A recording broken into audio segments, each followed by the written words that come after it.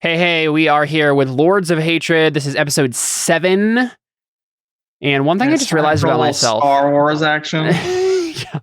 One thing I just realized about myself is as soon as I start the stream, I have the unconscious desire, impulse to turn this way and grab my phone and just turn it on to check if I have notifications. But I didn't have my phone in my on my desk this time, and so I did it, and my phone isn't there, and I'm like, why am I? Oh, I do this every time. I don't know why I do it, but I just do for some reason. Anyway, that's not why we're here. We're here to play Star Systems, the Burning Wheel hack by Joel and Greg Young.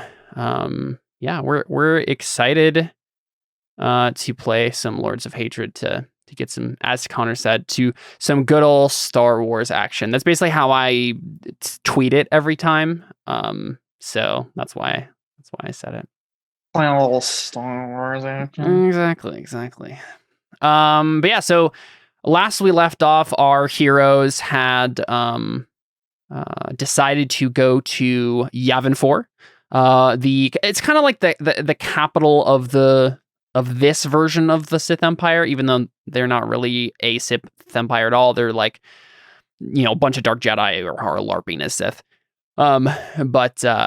It's kind of like their base of operations, the place that they have their Sith Academy. They're training their Dark Jedi pupils to join the Brotherhood of the Sith. So, Rel Kaash, our alien entrepreneur, had found out that some Force acolytes that were being sent to his planet to be trained in the ways of the Force by one Jainathal Kor, the Jedi that Rel's been funding to train Force users. A group of those Force acolytes got captured by the Sith. They were being transported by the Event Horizon, the ship that you guys are currently on, that Rel bought from Nibbit after Nibbit scavenged it from a random abandoned world. And Rel was bringing this up to Kalos, and Kalos is like, yeah, we need to go save these these younglings so that we can, keep them away from the evil hands of the Sith. And Ren and Biaka were like, listen, guys, we need to go to Coruscant. We need to get Kalos to Coruscant. And Kalos, as they were arguing, Kalos said, you know what? This is what I'll do for you, Ren. If you help me save these younglings, I will come to Coruscant with you. And that is currently where we are. You guys are planning an infiltration mission, trying to infiltrate the largest center of the Brotherhood of the Sith in the galaxy currently, to try to save probably 15 younglings. I have no clue how you're going to do it, but I'm going to be interested in the attempt. So, I mean, none of us have any social I have some social skills, but not good enough to be Jedi or Sith. Yeah. And nobody has stealth, so we're all going to die, I think is the answer. Yeah, I don't really know where this is going to be going, but we're going to go there, so... let's go ahead and start with beliefs and instincts. And with that recap the situation, feel free to switch around some beliefs or instincts accordingly. Ren, what you got? Yeah, I completely forgot that beliefs Let me and guess. instincts were No one changed their beliefs or instincts. I did. I was a good boy. I got on early. Good job, Jared. Praise me, senpai. To be fair, it's been 2 weeks since we played, so I had has, completely forgotten what we had. Yep. What we had done. Yeah, I have to be completely honest. I haven't really thought about this game since then. So, Caleb, wait, you didn't think about it last week before we started? Not really. No. I was kind of planning on just. So I did one thing when I thought we were going to be playing last week. I Googled Sith Temple map and tried to find anything that was interesting that would be, and honestly, I didn't. All I found was a forum post on some Star Wars RPG site with someone basically saying, hey, I want my characters to go to a Sith temple. What are some fun challenges or things I can spring at them? And I had the page open and had scanned over it briefly.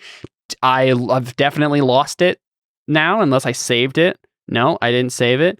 So I don't know. We're just gonna wing it. That's what we're doing tonight. We're just gonna play some. We're gonna X-wing it. That's what we're Yes. You know what I learned today? I watched a film theory today. What I had pointed out to me today, the Star Wars universe doesn't use English letters. Why are they called X-Wings?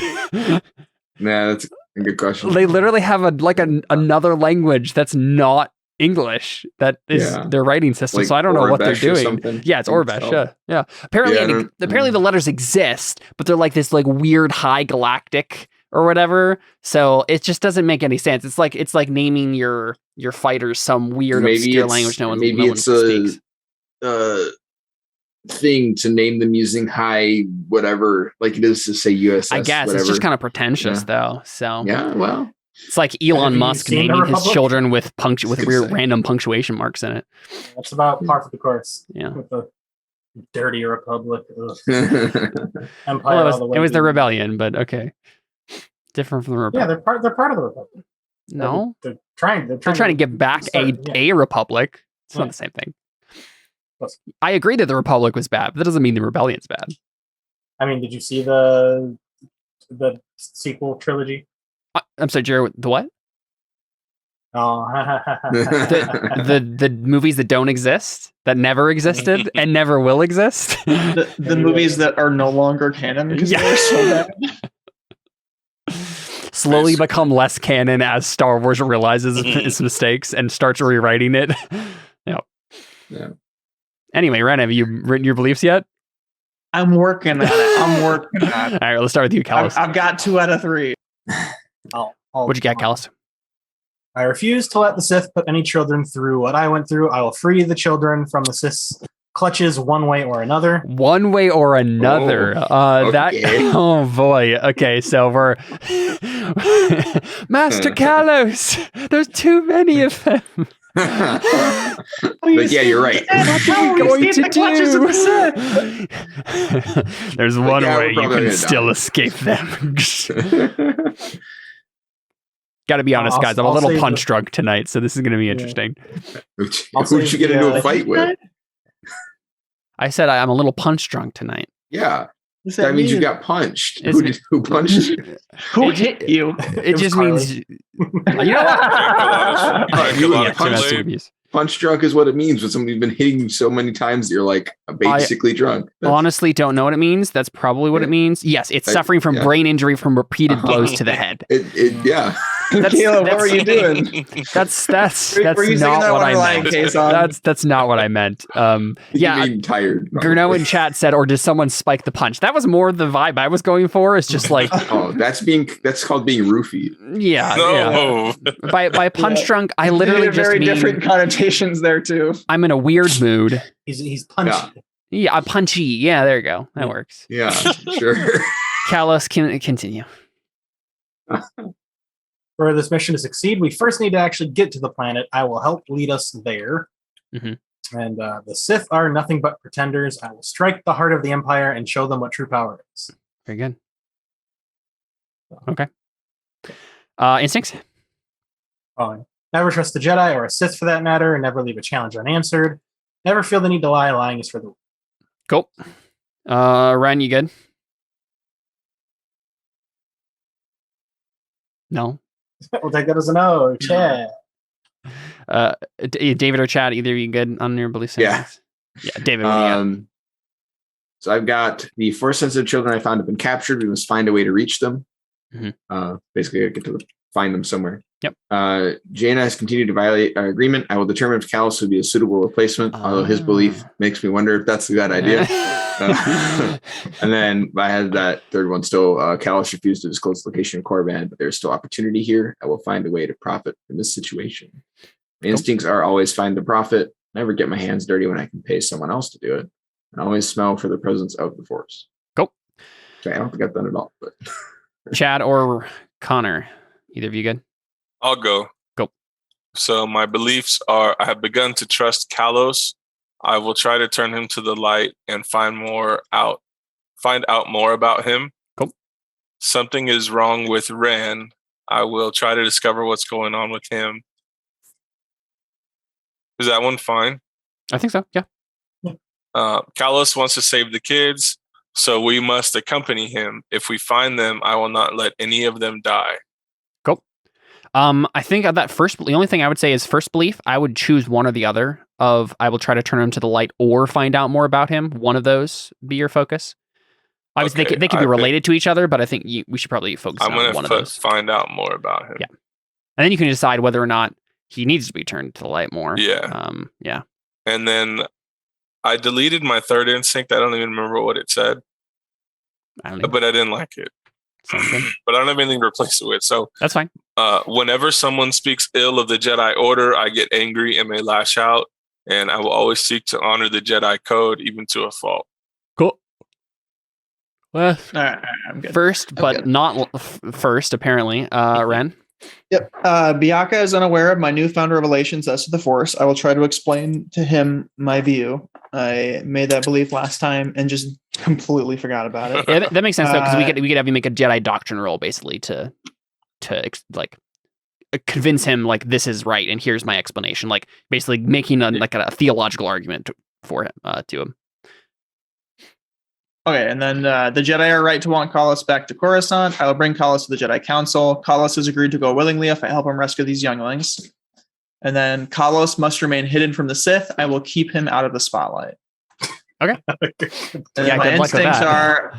I'm really excited for that one. That could be really funny. Instincts are, I can never turn my back on those who need my help. Never turn my back to a Sith. Always carry my lightsaber. Traits, prominent scar, haunted by luminous beings, attuned, empathy, knighthood, sworn to the order, quick and pulse, fearless, and master. Cool. All right, so we open up on the event horizon, floating in space. So the people on this ship are Ren, Rel, Kalos, Biaka, HK, and Alashtak, Rel's Wookiee bodyguard / general or whatever he was. I think Alashtak was the one who was flying the ship. I'm not particularly interested in. I don't have a character sheet for him per se. I've just kind of been making up what he has, so I'm not particularly interested in having him roll to navigate there successfully. I don't necessarily think that's terribly interesting, at least right now.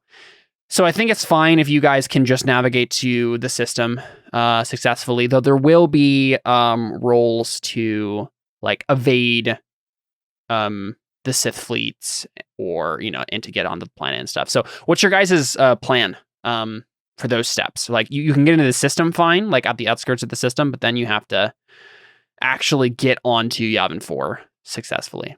What do you think? Is this in character or are we... Either way. I mean, yeah. If anyone has any ideas in character or out of character. If you guys want to discuss it in character, that's totally fine. Yeah, sure. Right. Someone start. Yeah, I mean, one thing you guys can do is literally just like look at your skill list and see if anything jumps out to you, right? Right. Paths you can take. I mean, I can always just have Alashtak make a pilot roll to just like, you could just try to make it about speed if you just want to like fly straight through and try to get on the world. And let's see what they did in the first Force Awakens. Try to hyperspace right onto the planet's atmosphere. No. You could attempt it, but you would just die. Because it would be a high enough. We're trying to figure out how to actually get there. Yeah, so there's a couple. The next few hurdles are you're on the outskirts of the Yavin system. The next few hurdles, unfortunately, are actually getting onto the planet and finding out where this academy is and getting to it. Right? Like there has to be a roll to get onto the planet without being noticed, or at least quickly, and a roll to know where the academy is. Can I roll a Sith doctrine to find out where generally the academy would be? I think so. So I assume there'd be something in there about like being in on a dark side the heaviest dark side spot on the planet. Or, well, you could. That sounds like a meditation roll. That true? Can't you roll to make that true? So those are two different paths, right? Sith doctrine would be to be like, I know about Naga Sadow and where he put his temple on Yavin 4. And the other one would be to notice the dark side presence through meditation. Okay. Yeah, I'll roll the doctrine first. Yeah, you can always do the other one if it doesn't work. Yeah, let's see. What do you even have for doctrine? 6. Okay. 6. Yeah, let's take a look at. We'll take a look at this Burning Wheel book here. See what doctrine usually has for obs.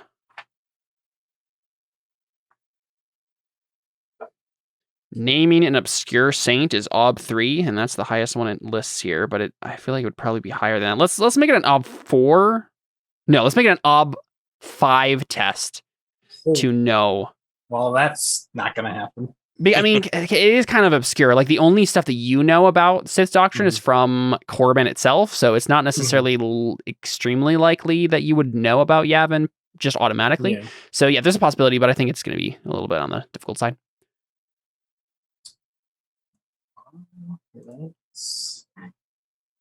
So if I fork like Force Tremors wise and Force wise into this, will I be able to fork that into my meditation? So rule? I think typically how we've been doing it, and it's not necessarily like, I don't think the rules say one way or the other about this, but the way that we've been playing it, and I like that way, is if you are in like some sort of series of linked tests or connected tests, and you fork something in and it fails, you typically can't also fork that in another roll unless it makes sense. Like, unless it I mean, what would the meditation roll be?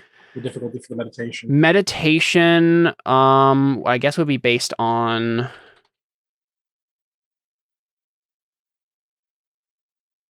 Because the idea with you forking in those Force Wises and failing on the Sith doctrine is that you're drawing on the Force to help you.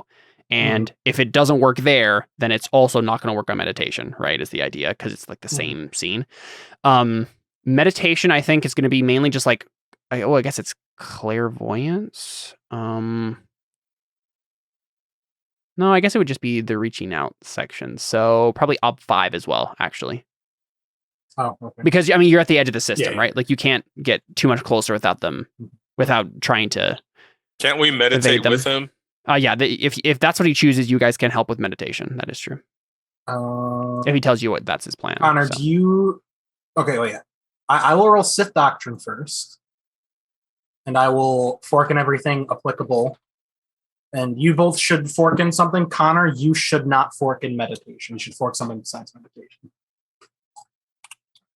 Because then if I fail, you can roll meditation.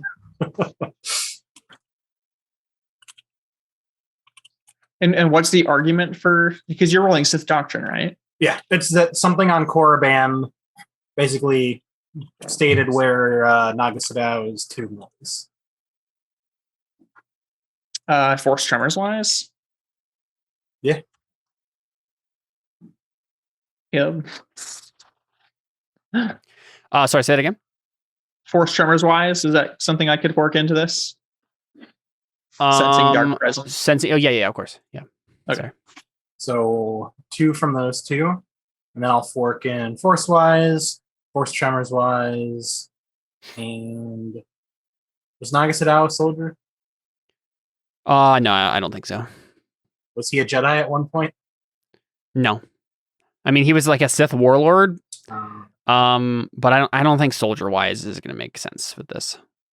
Nothing about this role is related to that. So. Yeah. Oh, would Jedi Doctrine fork into that at all? I think it can be a fork because there's the possibility of the archives, like the Jedi archives, had something on it. Yeah. Oops. It's in the history of the Jedi. Was 5, you said? Yeah. There you go, right in the money. Hey. Yeah, so you know where the Sith Academy is. Yeah, there you go.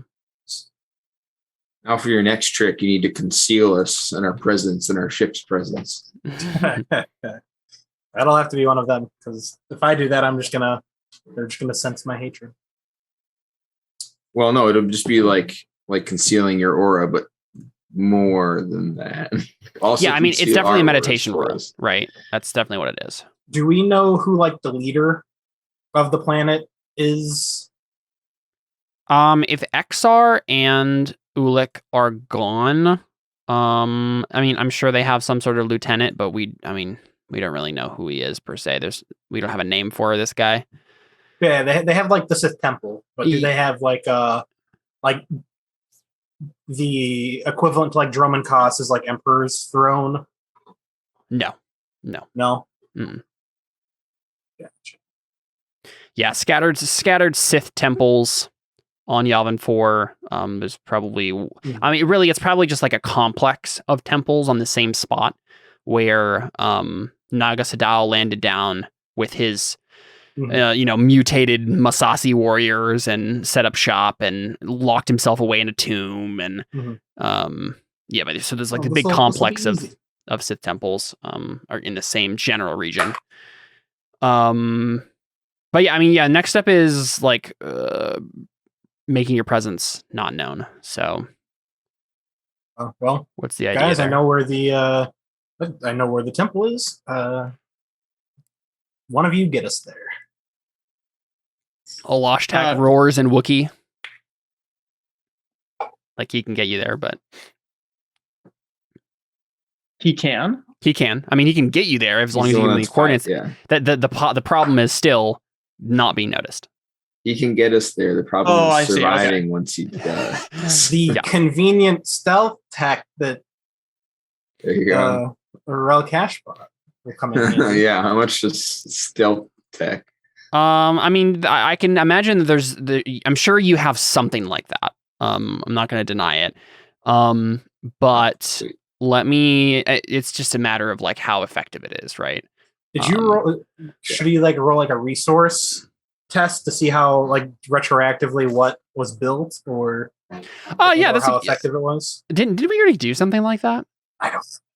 Didn't we generated cash for it, and then the only thing I paid retroactively for was the dongle that I gave to. Oh, that's what it was. Yeah. Okay, well, let's have you do this then, Rel. Let's. This is going to be slightly arbitrary, but at least it will give me a general range.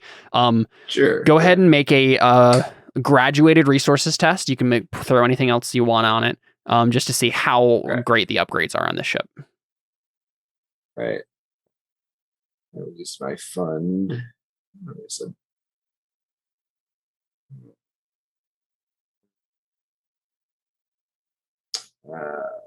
let's see. Oh no, I might get an extra. That's right. All right, 7. Did I get any 6s? I got 4 6s. Obviously, I'm going to reroll those. That's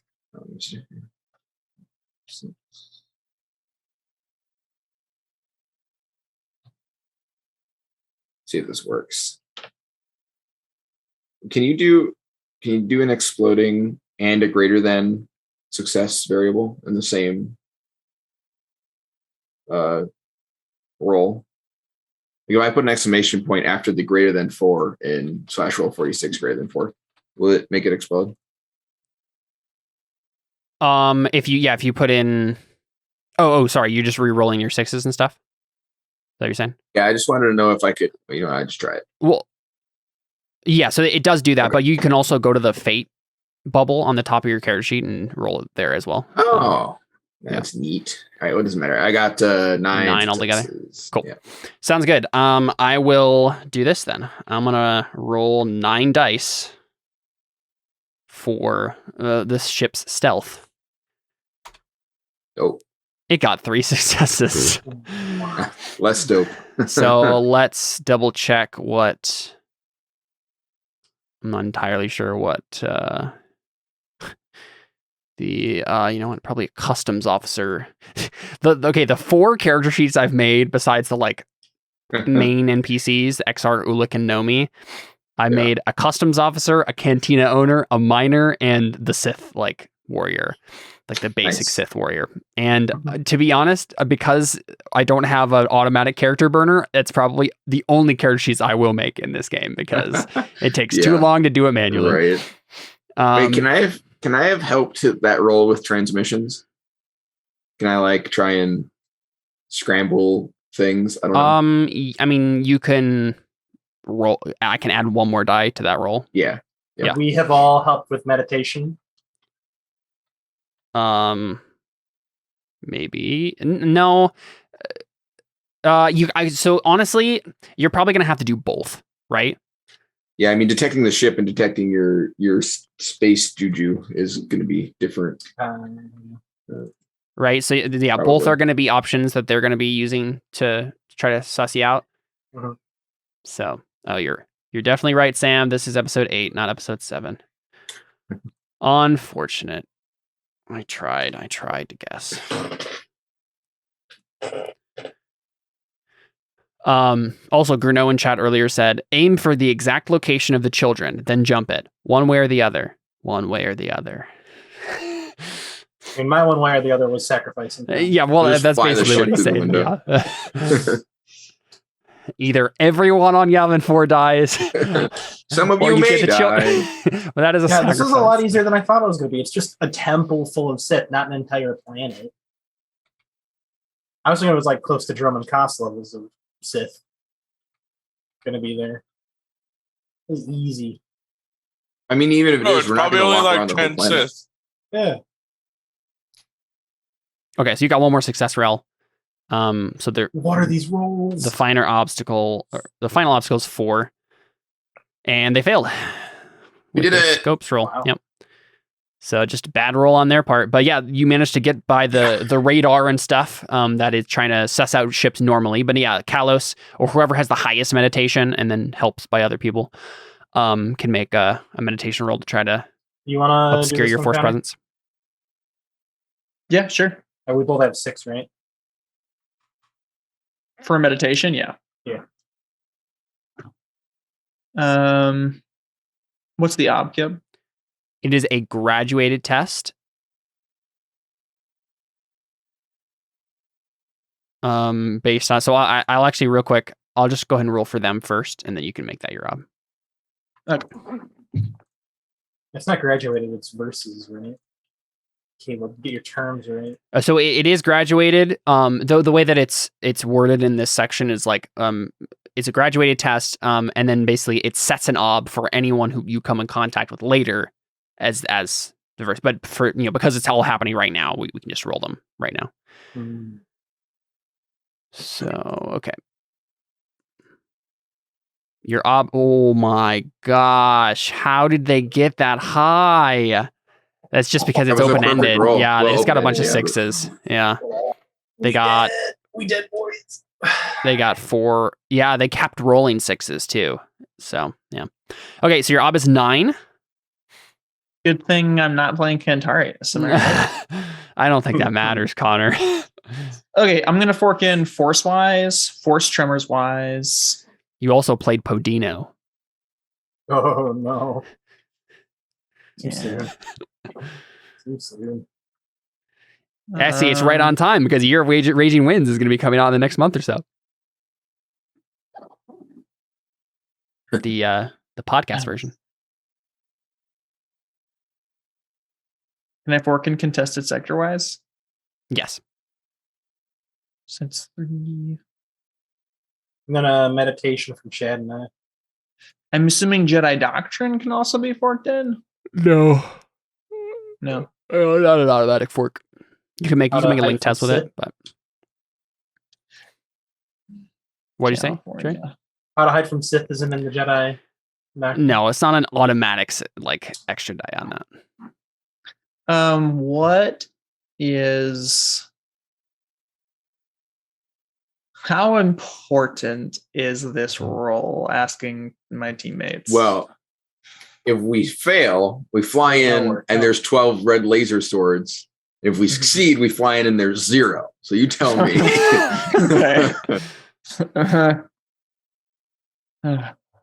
California. And meditation is open-ended? No, it's not. Okay, so I'll have to spend fate point. Oh, yeah, that sucks too because telepathy is open-ended. Oh, no. Oh, boy. Okay.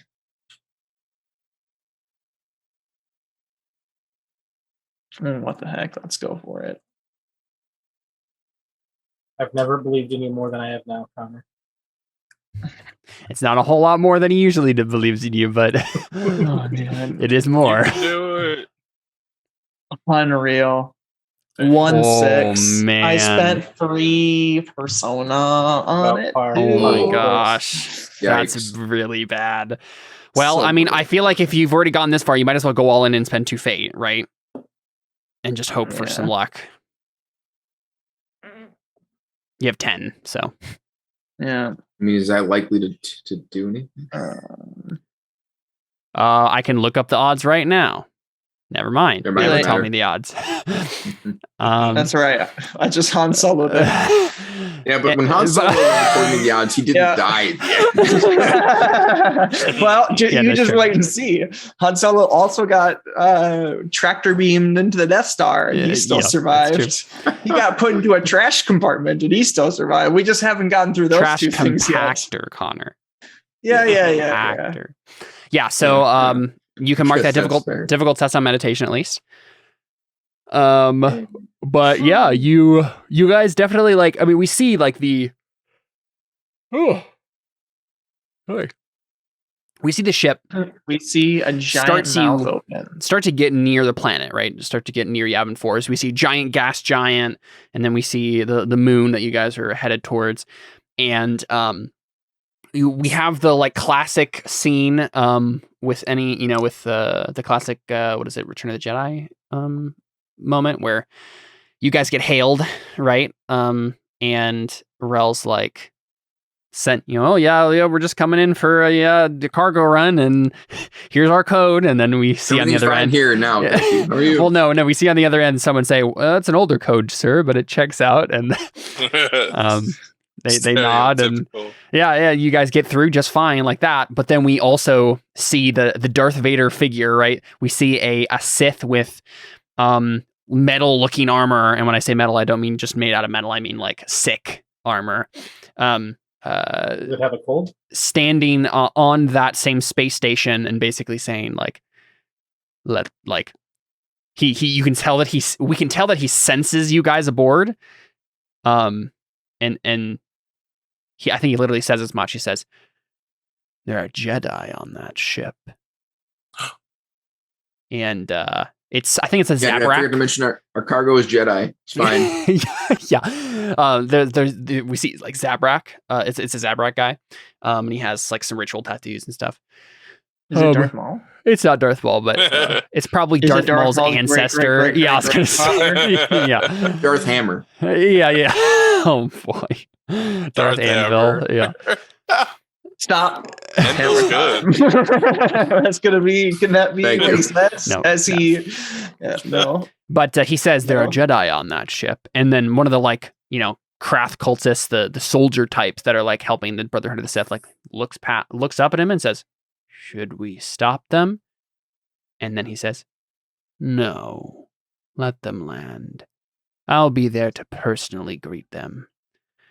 We'll make Yeah. a longer episode if we don't blow them up before they get here. Exactly. Yeah. Yeah. So, we get you guys landing on a cargo space, and I think the way that this has to be done is like you're landing at an obscure landing port, and like I don't think you can even get into the atmosphere without actually being seen by someone. So your play is to use like trickery and stuff, and that's really what the stealth roll was for the ship. It's like having fake codes and all that stuff. So you guys land at a space little like landing pad, and a couple of Krath droids come out and start refueling or fixing your ship or whatever they usually do.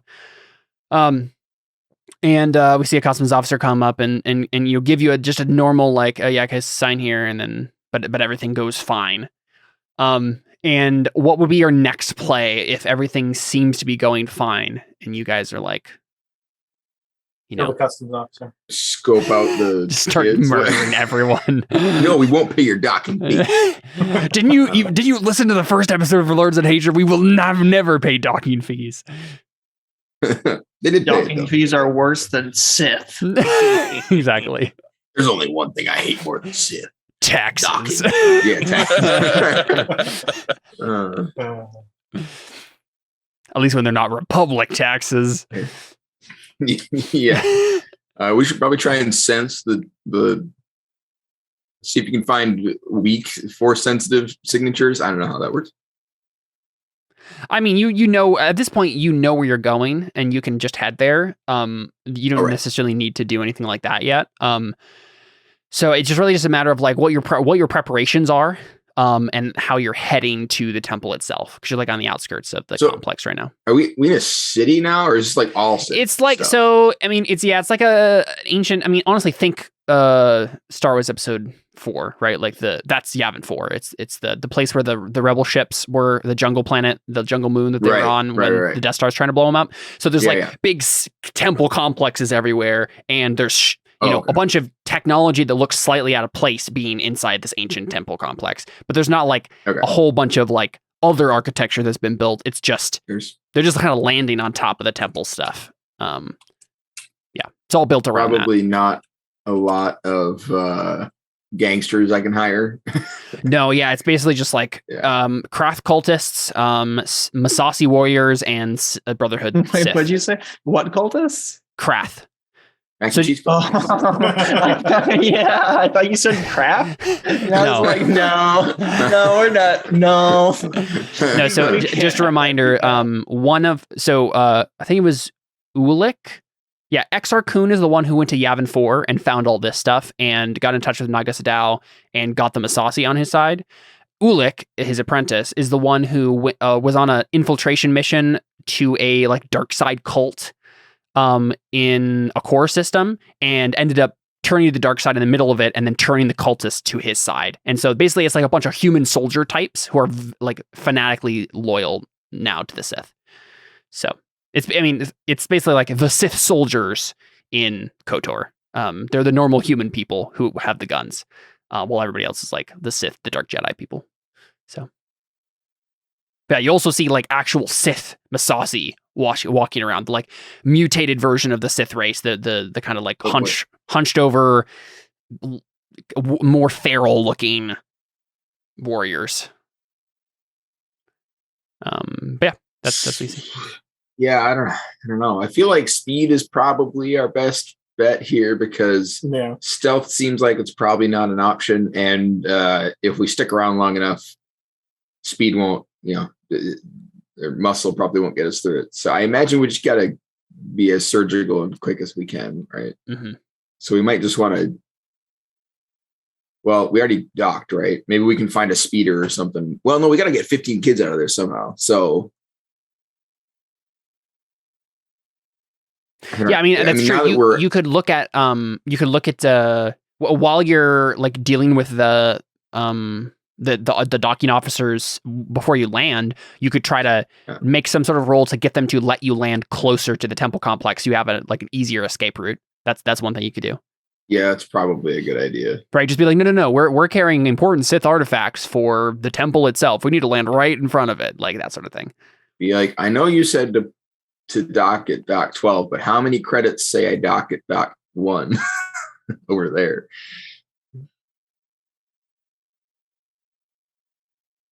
Yeah. So can I use money for that, or do I have to persuade him? You could. That's a good question. I think.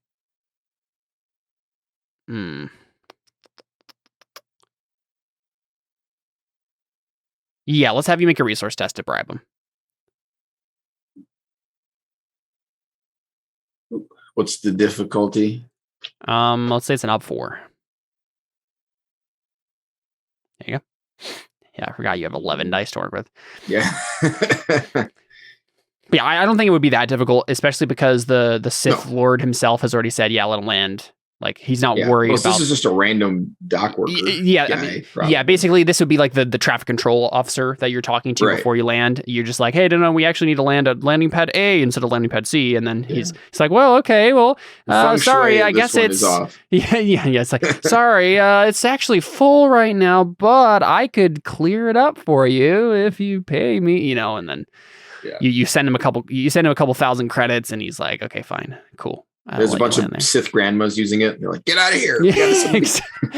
Exactly. So, no Sith knitting club for you. Exactly. Yeah. So you guys managed to land closer to the temple. So yeah, I mean, at this point, I figure you guys probably have to like disguise yourself as Sith. Kalos doesn't need to do anything, but like Ren and Biaka will at least need to like not be wearing Jedi robes when they exit. I look creepy and evil. I'll probably be fine. No, yeah, Rel will be fine. I'm saying Ren and Biaka. Oh yeah, I forgot the actual Jedi. Never mind. Yeah.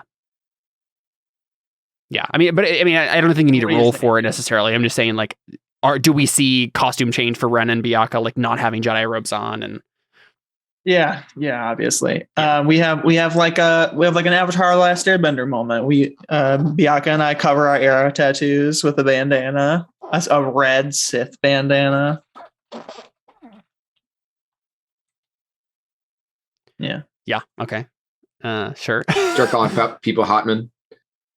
That's right. Yeah, we get off the ship and I go, Hotman, Sifu Hotman. Guys, I got this. 100 years ago, I was part of the Sith Empire. Yeah. I was there in the Great Hyperspace. No. It's what's his face? It's Venice, the Jedi in your brain. He's telling you, no. Yeah, he's like, guys, let me tell you, guys, listen. I saw the Rakatan Empire. They're basically like the Sith anyway. Just keep talking about the darkness of everything, and you'll be fine. Dark brother. Sifu Dark Brother. Yeah. Yeah, I mean, is your plan basically just rush it then?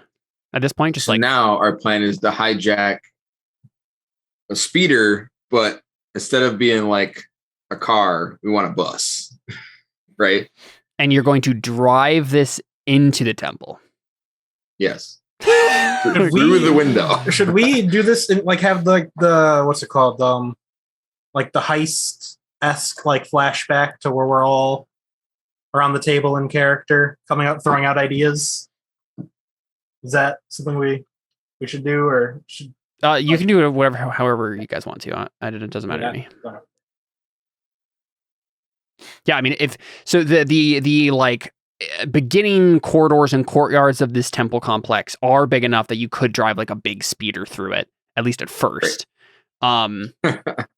There are smaller corridors that lead probably into the other training grounds that or their quarters or wherever these younglings are that this thing would not fit through, but you could attempt to find one and commandeer it if you'd like. Who would be doing that? Unless someone's got a better idea. I mean, Kalos's idea is to just march straight in while you guys get the ship.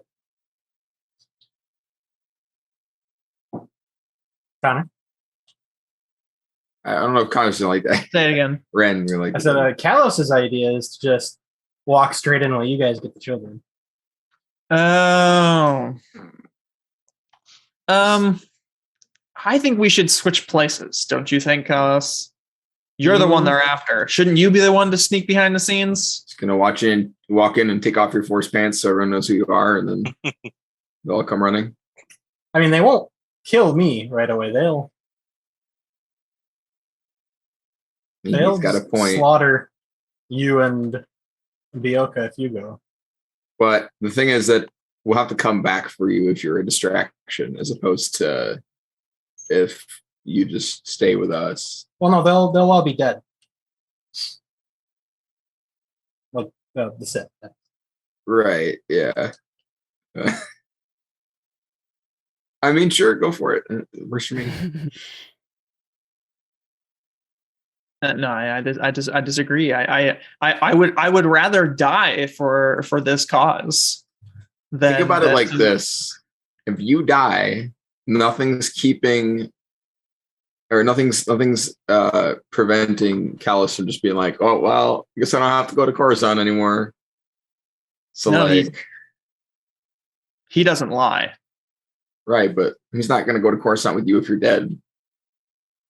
He's not going to go to Coruscant by himself. So I'm sure that's not a good idea. It's one of my beliefs, David.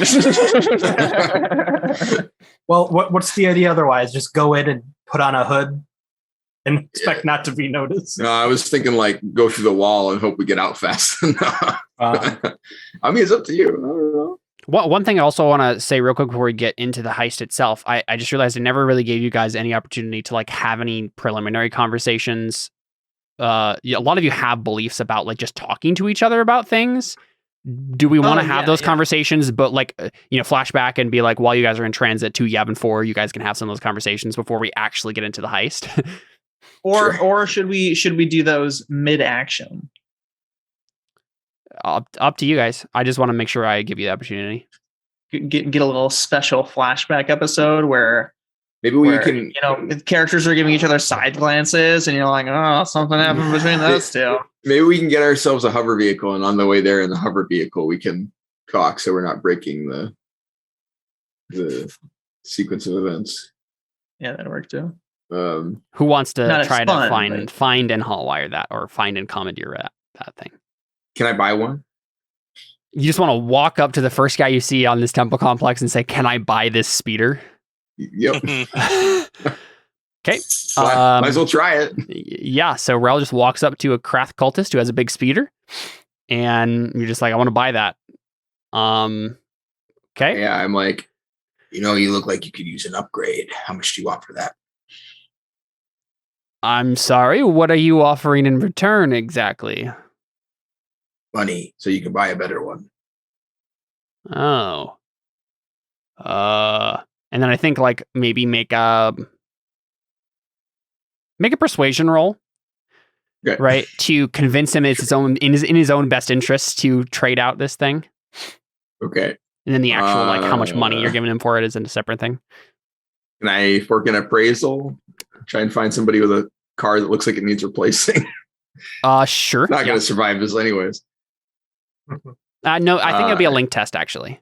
I don't think it's gonna be a super difficult link test. We'll make it 2. Okay. But this would be like Rel takes a look around, sees if he can see one that's out of repair. I don't think I have anything. Trade or city-wise help? I don't think so. No. Yeah. Okay. That's probably fine. Said up 2? Yep. Ha! Wow. 5 dice on it. Wanna go for a 50-50 chance on a fate? Oh yeah, sure. Why not? Yeah, so you can click that die right next to it. Yeah, I think I put like 2 of the fate that I've spent the whole game into the bubbles that I've spent them on. Yeah. Remaining ob, is that 1? Okay. Dice 1. Mm-hmm. Hey. Yeah, so it is true that this is out of repair. It does not actually give you an extra die though, because of the way link tests work. So that's fine. Okay. So we're back to persuasion. Yep. Assume I can use haggling, right? Maybe. Sure. I think that's fine. Just your like general haggling nature, like the way you talk about things is. Actually, can I roll haggling and fork persuasion? No. Okay. Yeah, because typically you roll haggling to like talk about the price of something. Yeah, so I think it's fine as a fork in this instance because you're trying to talk up the idea of selling this thing. But yeah, I've got trade wise. I got money wise. Does that work? Trade wise and money wise are fine. Yep. Okay. City wise, we're in a city, right? No, kind of ish. Yes, you are, but just being in a city doesn't automatically make everything that happens in the city better. Are you sure? Yes, okay. I'm positive. All right, what's the difficulty here? It is a 4, I think. Okay. Not really worried because if we fail this, I feel like we're probably just gonna get it for free. So, yeah. You're close. No 6s, but might as well. Yeah, go for a 50-50. I fork in intimidation onto it. Yeah, it's too late. All right. Oh yeah, I can just. Hey, look at that! I'm winning coin flips. It's a miracle. Yeah. So I never win coin flips. What's his face? Whoever this guy is, just says, "Yeah, sure, I guess." I'll give you, I'll give it to you for let's say 200,000 credits, and it's obviously like way more than it's worth. Right. Yeah. So now you can make a haggling roll to like get that down. So I'm like, well, doesn't look like the front suspension looking very good. All right, here we go. And then he's gonna roll this. He doesn't have the haggling skill. You'll need to get 1.5 successes basically, right? I assume I can't fork an appraisal since that was no, this is a resource. This is not how that works. No, it's haggling, right? Yeah, you can fork it in for haggling. That's fine. Okay, I can fork it in for appraisal then. Okay. You can fork an appraisal for haggling. Yes. Yeah. Okay. Cool. You can fork and false it if you like to like overplay the. I mean, this is a Sith. I don't feel bad. I'll lie to him. Yeah. Right. I mean, part of haggling is definitely lying, right? Like. Yeah, that's fair. Just being a yep.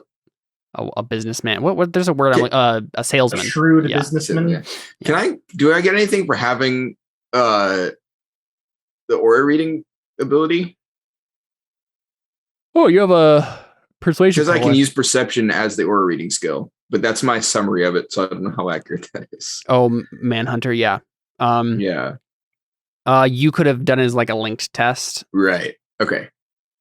Oh, I see what you're saying. Yeah, I don't think you can fork it in because it's not a skill. It can just act like a skill, right? The obs are for the skill and not for random perception. Yeah. So I don't think you can fork it in.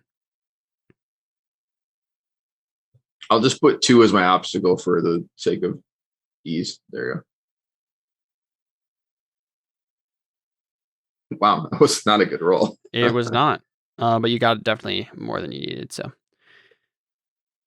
cool. Yeah. So you probably just have to make an ob 3 resources test. Okay. It'd be painful to fail this now. There we go. Yeah. That's actually a really bad roll. Yeah. Ugh. All right. Yeah, so Rel bought a big speeder from this random cultist. I bought a school bus speeder. Here we go. Yeah, so as you guys are as you guys are like getting ready and stuff, right, for this heist, and Rel goes off to like buy the speeder. Does anyone want to have like a brief conversation about any of your guys' beliefs before you guys rush into the temple? As like droids, fix your ship and refuel it and stuff.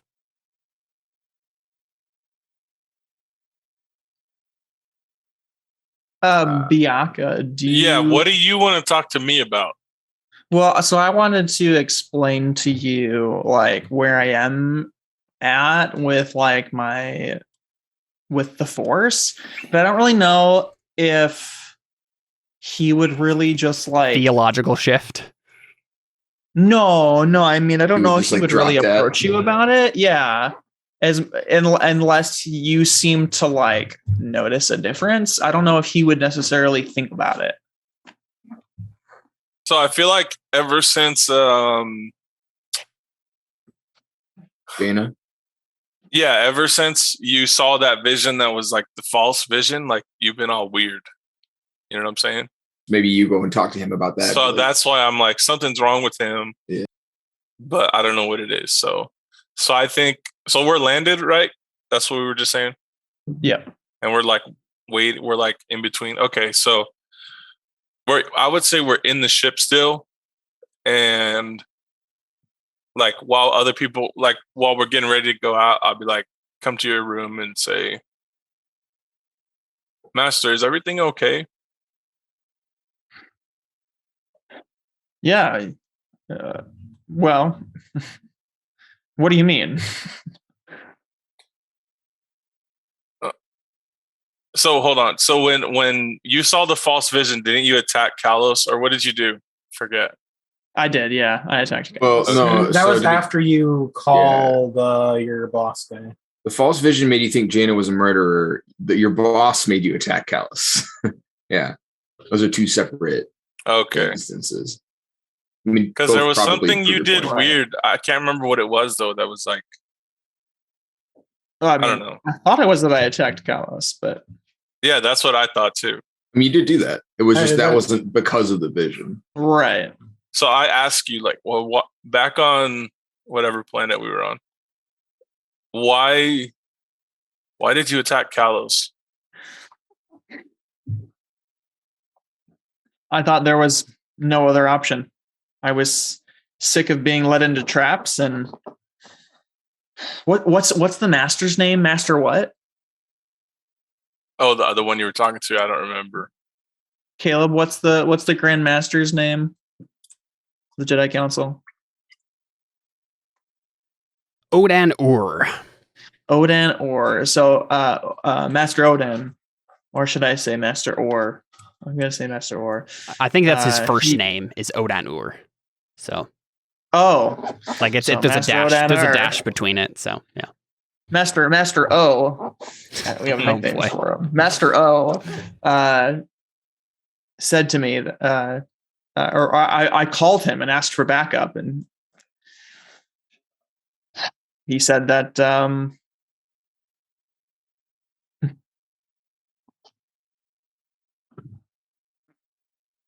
they didn't have anybody to help, and so it was just me. And he said, do whatever is necessary. And I thought maybe it was necessary to just take him against his will. Because if he gets into the hands of the Sith, the whole galaxy will fall. So you didn't want to kill him? Did you want to kill him? No. I had no intention of killing him. So you would put people's lives at stake in order to obey the council.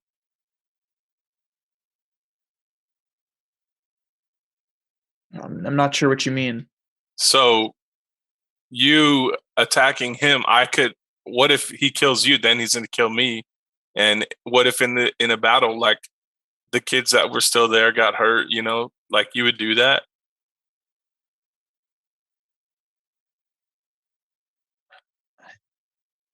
I didn't plan on killing him, no. I don't. Are you fishing for something, Bianca? Is there something you'd like to say? Master, I don't know how to say this, but you've just been acting weird. Something's going on, and I sense it in the Force that something's bothering you, and I don't know what it is.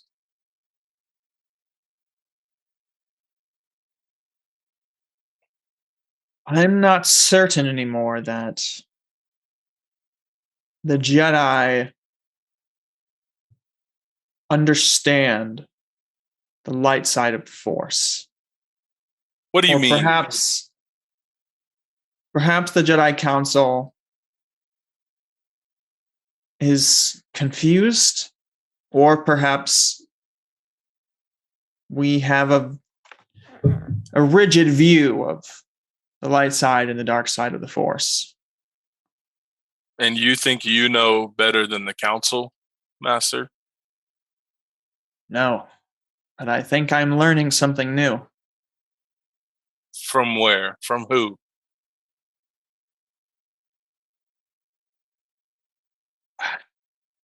Did we establish whether or not you knew I could see what's her face? Because you saw what. I don't think I can, right? Though. I don't think I did. I. That was Lance. Oh yeah. Lance could see the Force ghosts. I don't think I know anything about that. So the question is, because I kind of want to roll. I want to roll something. Okay. All right. So can we say that like you don't want to tell me like the whole truth? So can I roll interrogation to find out? Does that make sense or no? Yeah, that makes sense. I don't quite know. But do you really care about telling me? That's like why I'm asking. Do you care if you tell Bianca the truth or not? Or maybe you only tell me something, then I roll interrogation to see if there's anything you're not telling me. I don't know. You can roll interrogation for it. I'm not certain that he would just. I'm not certain. Well, I don't quite know if he would be willing to tell you or not. And so because he's not certain, maybe I just don't answer, and then you start interrogating me. I'm not quite sure the circumstances that I would just like. Okay, so I'll just roll interrogation. Yeah, that makes sense to me, right? Because Yeah. interrogation is basically just like trying to lead a conversation by asking Right. pointed questions, and so we can just say that Bianca starts doing that. So what do I do? I think it's against his will, I believe. Is the ob for that? Let's take a look at your. So you have an interrogation of 6. Connor, do you have any beliefs that like go directly against revealing this information? No. No, not even kind of. Okay, so that means I think your ob is just 4 then. It's just his will, Bianca. And I don't think I have anything that I could fork in. Yeah, you're not trying to get him on heresy necessarily. So maybe Jedi doctrine.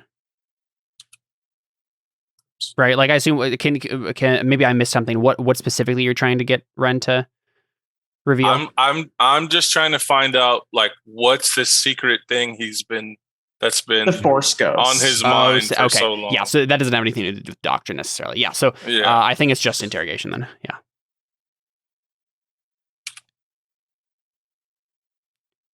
Did I get it? Yeah, right in the money. 4 on 4. Yeah. Oh, cool. Nice job. Sweet. Yeah, so Ren, you either one of you, I guess, can. Yeah, I guess this is probably a question for Ren. Ren, what does Bianca say that like gets it out of you? How does he manage to like? What would be the thing that he would ask or say that would like lead you into telling him without even realizing that's what you're doing, or rather like not feeling like you have to like, keep it a secret anymore or something? Well, probably that he notices that I'm different than how I used to be when it was the 3 of us. When it was or not the 3 of us. Or no, when did I take Bianca? Was it after she died? I think it was before. No, it had to have been after. Because the let's look at your character burner thing real quick. So you were a Jedi Knight for the last 8 years. Yep. Bianca, how long have you been? How long have I been what? Oh, wait a second. We've never looked at the actual timeline of this. The time doesn't actually match up at all. You guys would be Padawans at the same time. Really? Yeah. So it doesn't match up, but so that's fine. We'll just ignore it then. So it must have been some time in the past 8 years you were. So it's really up to you, Ren, when you want that to have happened, whether or not you were. I think I don't think Bianca was like a part of the trio because I feel like that would create a dichotomy out of nowhere. But that makes sense too, because like you started to turn more into a master type instead of just a warrior type towards the last half of that tenure, I think. So yeah. That's but I think he probably knew about her, and because he knew that the trio of us were close, and I think he probably like obviously knew about her as a Jedi too. So yeah. In which case. So that means that Ren has had the ghost the whole time. Yeah. In which case, Bianca probably just says something of like, "This isn't like the stories of you that I heard of you and what's her name? What's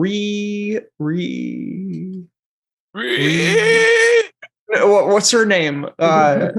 Is Rena or something like that? Oh, Lorraine? Lorraine, yeah. There you go. Okay. I was like, what are you going on about? It was Lorraine and Danon, right? Denon Fellis. Lorraine and Denon. So he probably says like, this isn't like the heroic stories that I've heard of, Ren, Lorraine, and Denon, and that probably is like, well, Bianca, I've been seeing Force ghosts. What are you talking about? Force ghosts. What kind of Force ghosts?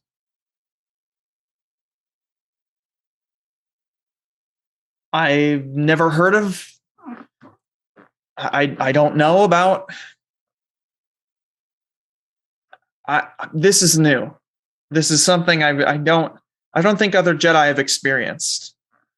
I seem to have been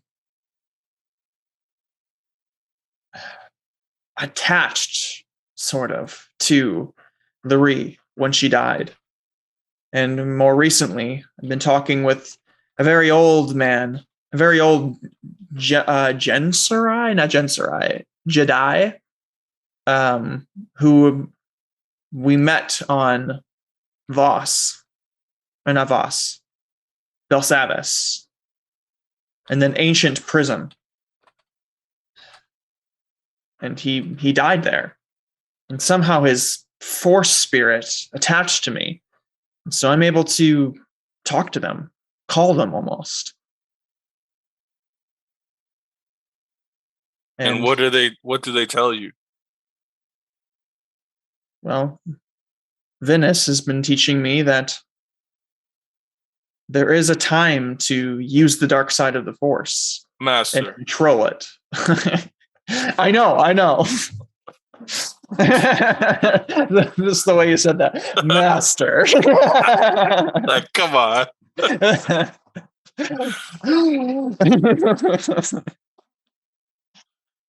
Dark side, really?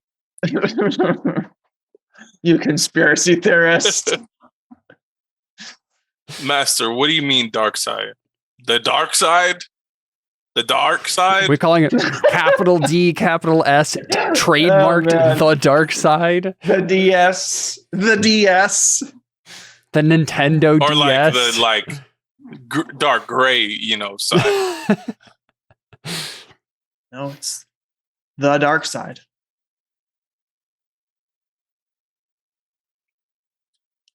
Master, you can't be serious.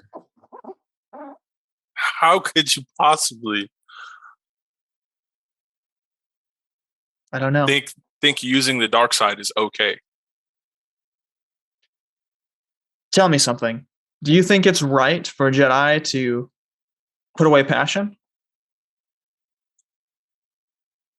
Because Bianca, or I trained you, Bianca, to think like me and to have like a sort of different outlook on some of the Jedi code. And at least originally you said that you disagreed when we like first made our characters. I remember you saying that your character stuck with the true Jedi code. Well, yeah, I think he was like a stickler. He was like, right, by the book, like no exceptions, right? No funny business. But then, okay, so then he could bring up in character about how you didn't agree with him about the kids that Jaina was training.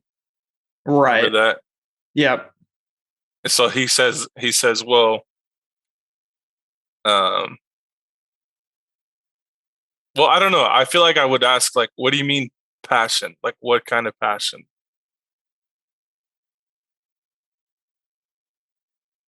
What do you mean passion?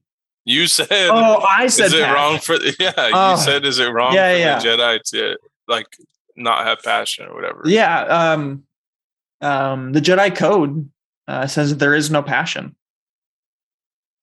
What is it? There is no passion. There is only peace. But there isn't only peace. And we are passionate about the Jedi Code, aren't we? We are passionate about protecting the ones that we love.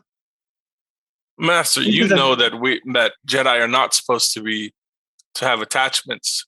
That's the path to the dark side. Is it though? It could be, but does it have to be? These are the questions that I've been thinking through, and I just don't know if the Jedi have explored these. I don't know if. Just hear me out, because what if Venus is right? And that we are only using a portion of the Force, and that we could protect people better by using the dark side, not in a selfish way, but to be stronger, to be the hunter, to be the protector, the hunter of evil.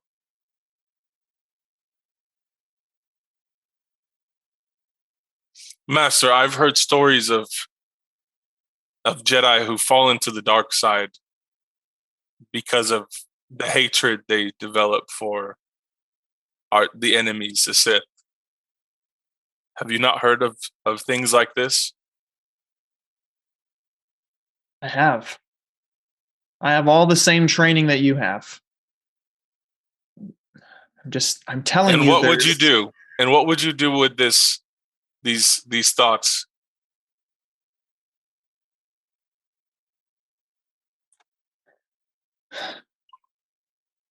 I don't know. I don't know. I'm figuring that out myself right now. Master, if the council hears about this. I know. And isn't that suspicious? Isn't that part of the reason that we need to be certain that we know if we know the truth, or if we've been pretending that the dark side is only evil and cannot be even touched?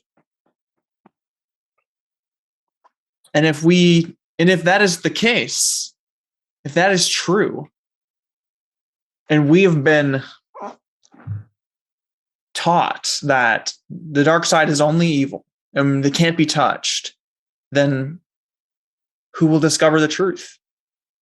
Who will be the one that who will look for the truth if we are told that the dark side can't be used?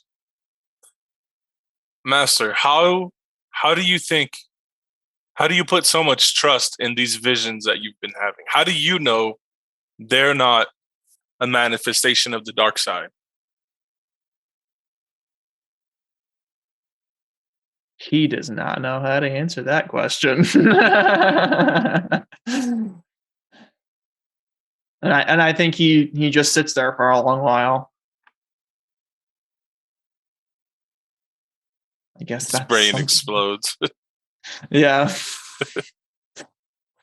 I guess that's something to think about. Well, let's get going and see if we can't save these kids, but we'll definitely need to talk more about this, Master.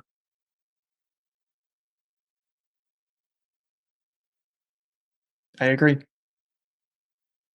Sweet. So then we go to cool, guys. It rush in for the heist now. Rel comes back with his big old speeder. I didn't realize we were going to the Russians. Yeah, I'm like, found us a ride, and I hit the door, and the rearview mirror falls, or the side mirror falls off.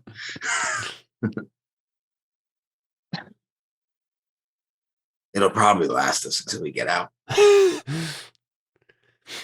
Yeah, so I mean, you guys literally just like riding it in. Yeah, so I guess I'm like, I figure given your skill sets, we just drive through the front door, hope we get out before we die.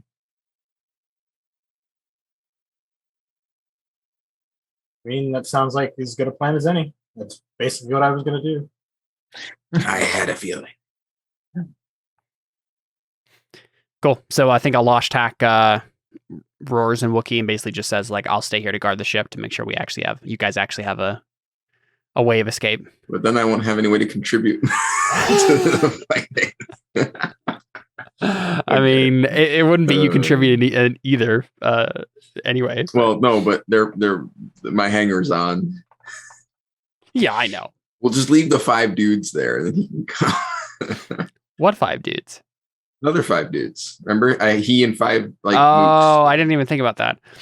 I mean, I guess it's up to you, Rel. Well, you can have them. They get paid to sit around and watch a spaceship. He gets paid to shoot people. So. Sounds good. And also, then he'll be around. Sounds good. Yeah, Alashtak shows up then. There can be a tragic Wookiee gets killed moment. Mm-hmm. I don't know. Of course, yeah. We always need the tragic Wookiee death. Yeah, well, I was gonna say the lovable big guy, but I don't know if that counts. I don't know if that counts for him. Yeah. Cool. So, I guess Alashtak is driving it. Also, yeah, he's the only one who can try. Yeah, that makes sense. Just drive it through the front of the temple, and So- let's all force push the entire front of the building. Yeah, there you go. So the way that this is structured, I think there is open entrances that lead into like 4 on either side of this pyramid, right? This ziggurat or whatever it is, that go into a central courtyard. So you don't need to push anything over to just drive it straight into there. But from that general courtyard, the middle courtyard, you won't be able to take the speeder in further, really, unless you really want to try to jam it into a corridor. So honestly, I think your best bet isn't to ram it into anything at first, right? Just drive it in normally and hope no one talks to you, and then rush into the corridors from there, right? You need it as the escape thing to get the 200 yards from the middle of the courtyard to the ship, right? Okay, right. Otherwise, you're gonna have like 15 kids trying to make a break for it like that, and it's not gonna happen. Yeah. Okay. It is still helpful, but it's not as helpful as you're hoping, probably, in terms of like where you're going to be able to park it and then have to go on by foot. Right. So I assume you're still trying to like keep yourselves hidden, and I think we probably get like, Kalos and Ren and Biaka are still all focused on this like obscure our force presence stuff, right? And so you guys drive in just normally. Rel's like, yep, or Alashtak's just drive in like, yep, don't worry about me. I'm just a Wookiee Sith, I guess. And which it's probably not unheard of. There's probably at least one Wookiee in the Sith ranks at this point. I'm fine with that being the case. And you guys are just driving in, and we see a bunch of the Sith like obviously noticing you, and knowing like maybe we're hearing some. Maybe we get a flashback to the lieutenant or whatever who was the Zabrak who was talking to the controls officer before, landing here beforehand and like informing the teacher of this academy, like, hey, some Jedi are going to show up, try to steal your students, or they probably don't know that, but like some Jedi are going to show up, we're going to let them walk in and then surround them and kill them. And so we see like, the classic, like the Sith are starting to like, they're trying to ignore you, quote unquote, but they're like slowly getting themselves into position to just surround you. So you guys are just driving in nice and slow. And I think honestly, Biaka, you have the skill observation, right? Yeah. I'm gonna go ahead and make an inconspicuous roll for these Sith that are trying to like surround you guys without being noticed, and I'll have you make an observation test and response to try to we're gonna find them. Cut that off. Yeah. Let's do it. So your ob is 2. Ooh, can I roll one too? Kim? An observation test. Yeah. You can just help Biaka with it. I physically can't help him because it's being learned. I only need one more to open it. If Biaka fails, I'll let you do that. There's no reason for you to do it if Biaka succeeds. I know you want to test monger that, but can I use Manhunter? I mean, it doesn't matter really. So I'm gonna fork in meditation. Yeah, we'll let Biaka go first, but other people can have a chance later. Right. I'm gonna fork in meditation and force fine. tremors wise. Yep. Oh, I barely got it. There you go. Yep.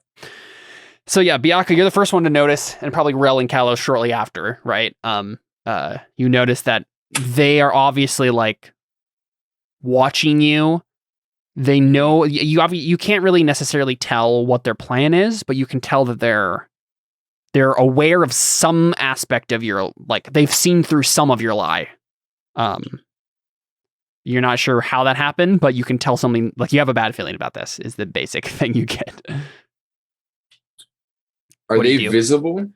Yeah, I mean, this is like just like a Sith training courtyard, right? That you're driving into. So there's like Sith like training and stuff and how like, many are there? Throwing around things. I would say maybe about 10. Okay. And so you guys like kind of drive into the middle here and maybe pretend you're unloading a couple of crates because that was probably part of the like whatever was happening. And Biaka just like looks and you can see that the Sith are just starting to slowly surround you guys. What do you do, Biaka?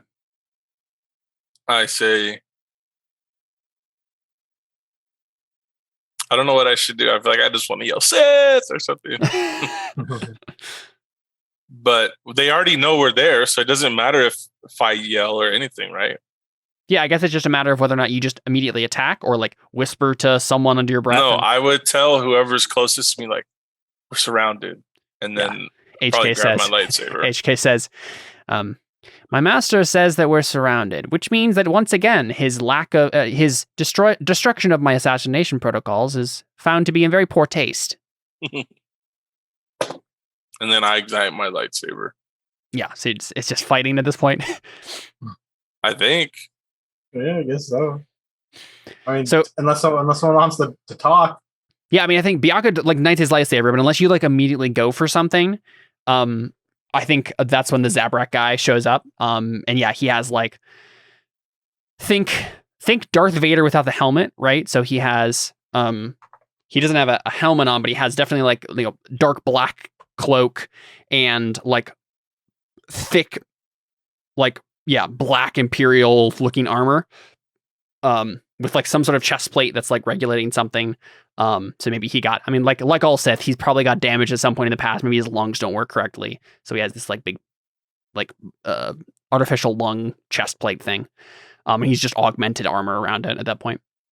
And he steps over and ignites his lightsaber too, but he's like keeping his Sith back at the moment. And he's like, Jedi, why don't we take a moment to discuss our options here before we enter a melee? Maybe they'll give us a tour.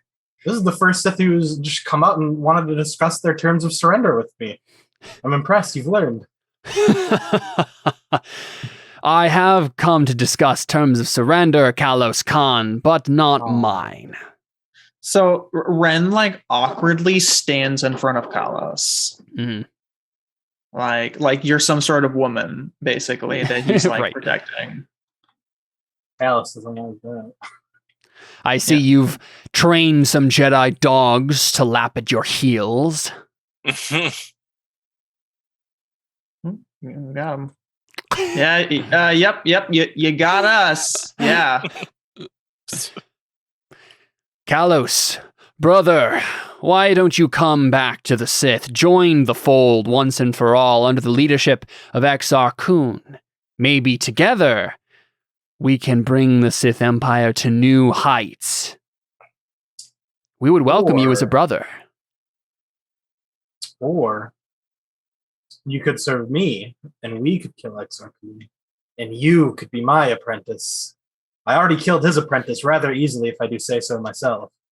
Or we could all just go home. How about that? I'm afraid, Jedi. I'm afraid, Jedi, I won't allow you to bring Kalos back to Coruscant to play the fiddle for the space fiddle, whatever Star Wars instrument for the Republic. I don't think that I don't think that translated right. The space HK, you got anything? This isn't an officially licensed LucasArts production. We're kind of making things up as we go along. But thank goodness for that, otherwise Disney would be pulling our strings, and you know how sucky this show would be then, wouldn't you? So anyway, I think this we are not officially licensed. Yep, there you go. So anyway, I think this is how this should go. How about you guys lay down your weapons and Kalos will be merciful to you. Kalos is in the center of the power of the Brotherhood of the Sith. You are surrounded on all sides by apprentices who have been told their entire lives that their entire purpose is to die and kill at the behest of me, the leader of this academy. What do you think is going to happen when they bring their collective might to bear?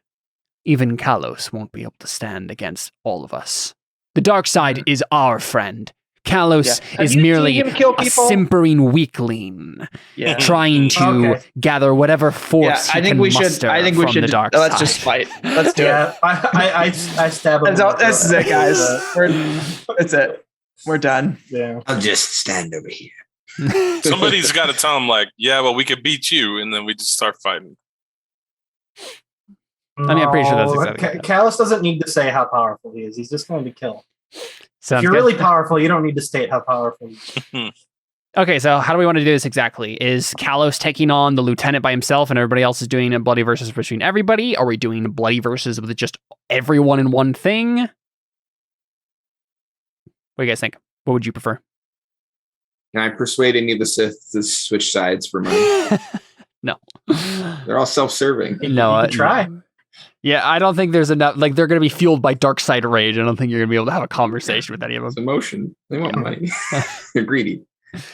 Yeah, I mean, their bloodlust is going to overpower that. So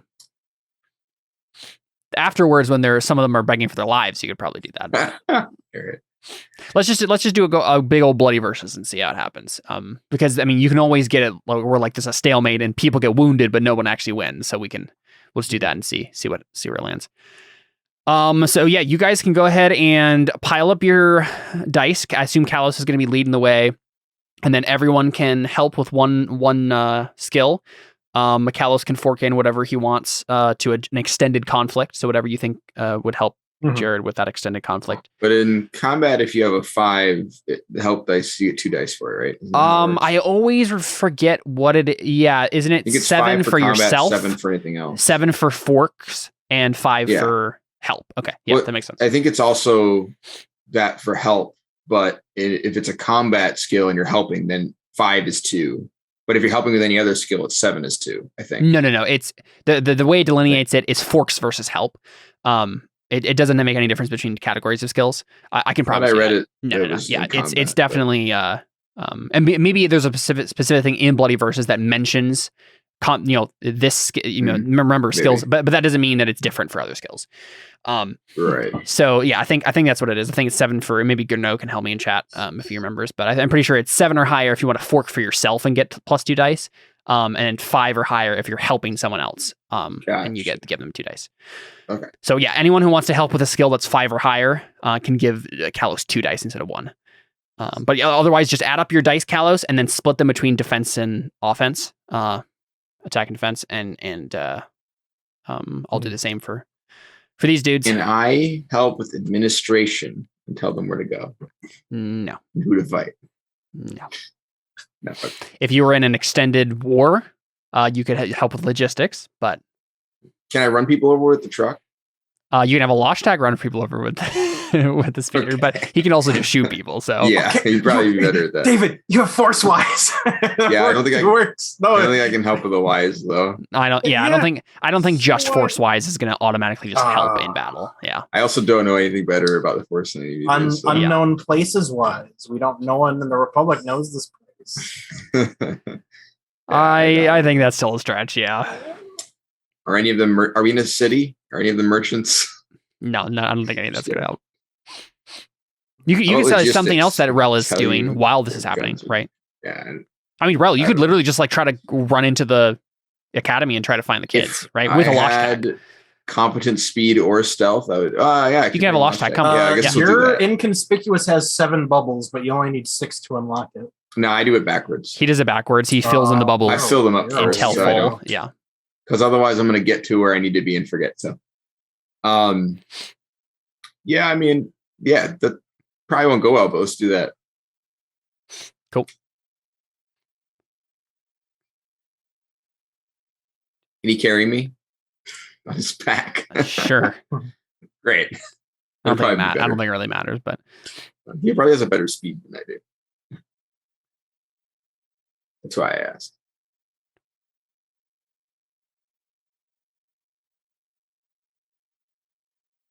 I'm just adding up stuff here. 13.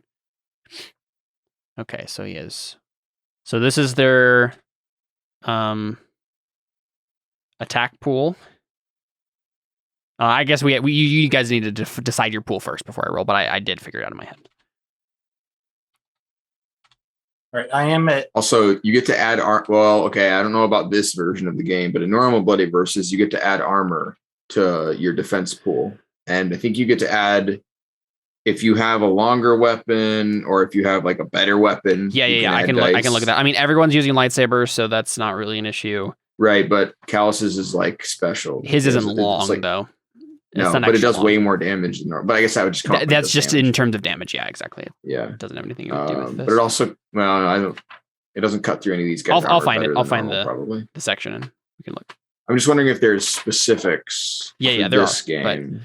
But, oh yeah, for this, I mean, I'm pretty sure when looking at this, we'll be able to tell. Yeah. So it's longer weapon, shorter weapon, armor, better stride, or I think maybe better reflexes. I don't know.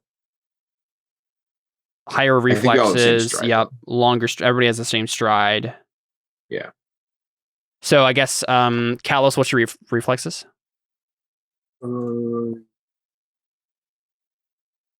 It's below your mortal wound. Yeah, 3. Oh, I didn't hear you. What is it? 3. Okay, so he has 2 higher reflexes than you do. Why do you have 3? How do you have 3? Because he has reflexes? all power, which means he doesn't have good agility or speed, and it's okay. an average. So yeah, I have 3 agility and 3 speed. Yeah, he has 5 reflexes. So if you guys were actually fighting in a fight, he'd murder you. Yeah. Oof. Because reflexes were basically like extra actions and stuff. Yeah. So basically, you would do 3 actions. Like you would do 1 card for each thing. He would do 1 card for each thing, then a second for the first one, and a second for the second one. And those 2, you get no defense against for them. Yeah. He just does them. So if he just picks strike and strike, he literally just has to get over a 1, and it's all damage from there. Yeah, he just has to avoid strike on the first. That's why when I remade Dellen and we were like, we're going to use the fight rules, I'm like, cool, I'm going to fix my reflexes. Yeah, here we go. So yeah, Jared, you can add. You have armor, right? Did we ever decide how much dice of armor it was?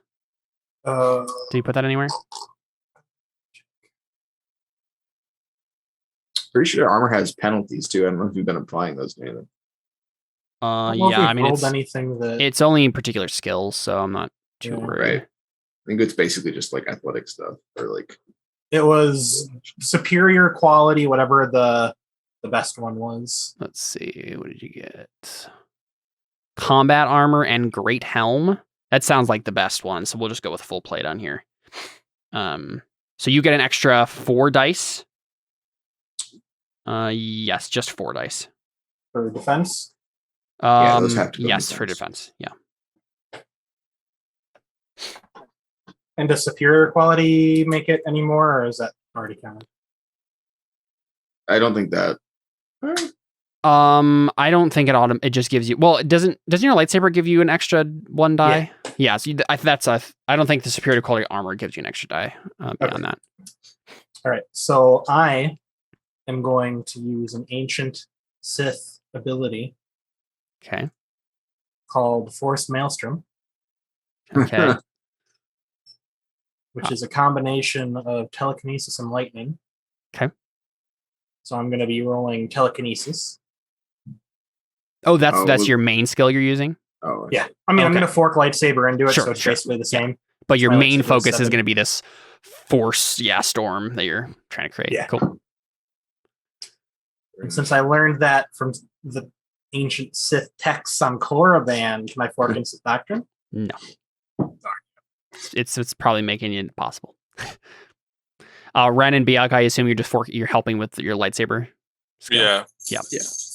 Right, so whatever their my lightsaber is 7. Okay, so that's 2 dice, right? It is 2 dice, yeah. But it only needs to be 5. How'd you get it to 7? I think he just upgraded it pretty recently, right? It started. No, you guys. Oh, let him pick 7 because he's a human. Because he's a human, right? Get nothing. You got game. extra. Caleb wanted me to. Was angry that people were being stupid alien things for literally no reason. The reason is because you get at minimum 8 free trait points. Yeah, I know. Just for not being human. It's bogus. It's bogus for sure. Mm-hmm. All right. So, if Chad's lightsaber is 5, I get 2 from him. You said? Mm-hmm. Yep. No. Oh, you do? Yeah. So it's 5 and above with help. It's just if you're trying to fork it in for yourself, it needs to be 7 or higher. Okay. So I'm 4 right now. So I add 2 for my lightsaber. 1 for meditation. I am going. Intimidation, because none of them have ever seen this before, right? Intimidation. Yeah, that's fine. Yeah, makes sense.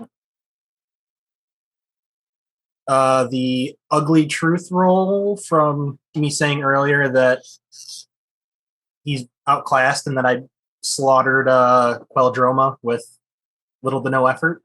No, I don't think that matters. He doesn't have any confirmation of that. Okay. Force wise, You're just saying it, right? Like it doesn't. Yeah. Strategy and or tactics because I'm using tactics is fine. Okay. Soldier wise, Force Tremors wise, I'm going to tap all 6 hatred. Yeah. Oh yeah, I forgot they could do that too. And I think that's everything I can do. Okay, cool. So I get 1 because my lightsaber is quality. Superior quality. Go ahead and split those dice between attack and defense. And once you've figured out what they are, actually, let's do this first. Let's both write in chat attack : what our dice are, and defense, and type them and then post them at the same time, so we're not changing them. As what? How much should I do? Half and half? Should I do slightly more attack? Well, I'm asking the group. Oh yeah. Yeah. Specifically David, because he knows the system best. Man, I just keep remembering things that they get extra on these. And the dice just keeps going up. Based on how outnumbered we are. Okay, actually, no. Okay. Well, you're using the force power. I don't know. If you were using your lightsaber, I'd say just go mostly defense because you don't need extra successes on here. Your lightsaber does so much extra damage. You're just going to automatically kill people anyways. But you do still have to beat them. Is it too late to flip it around and say I'm using that, but having the lightsaber be the main form of damage? Because that's fine. I don't care. Okay. Yeah, I'm gonna switch. I don't know what kind of damage the maelstrom does. Yeah. Yeah, it would be based on the lightning damage then. Mm-hmm. Yeah, so that means that you don't have to do very many successes. You just have to beat them, period. You don't have to beat them by much. And then you can focus on defense. But yeah, you still have to. Do I get a dice for warding? Warding is. Oh, yeah. I think that's fine.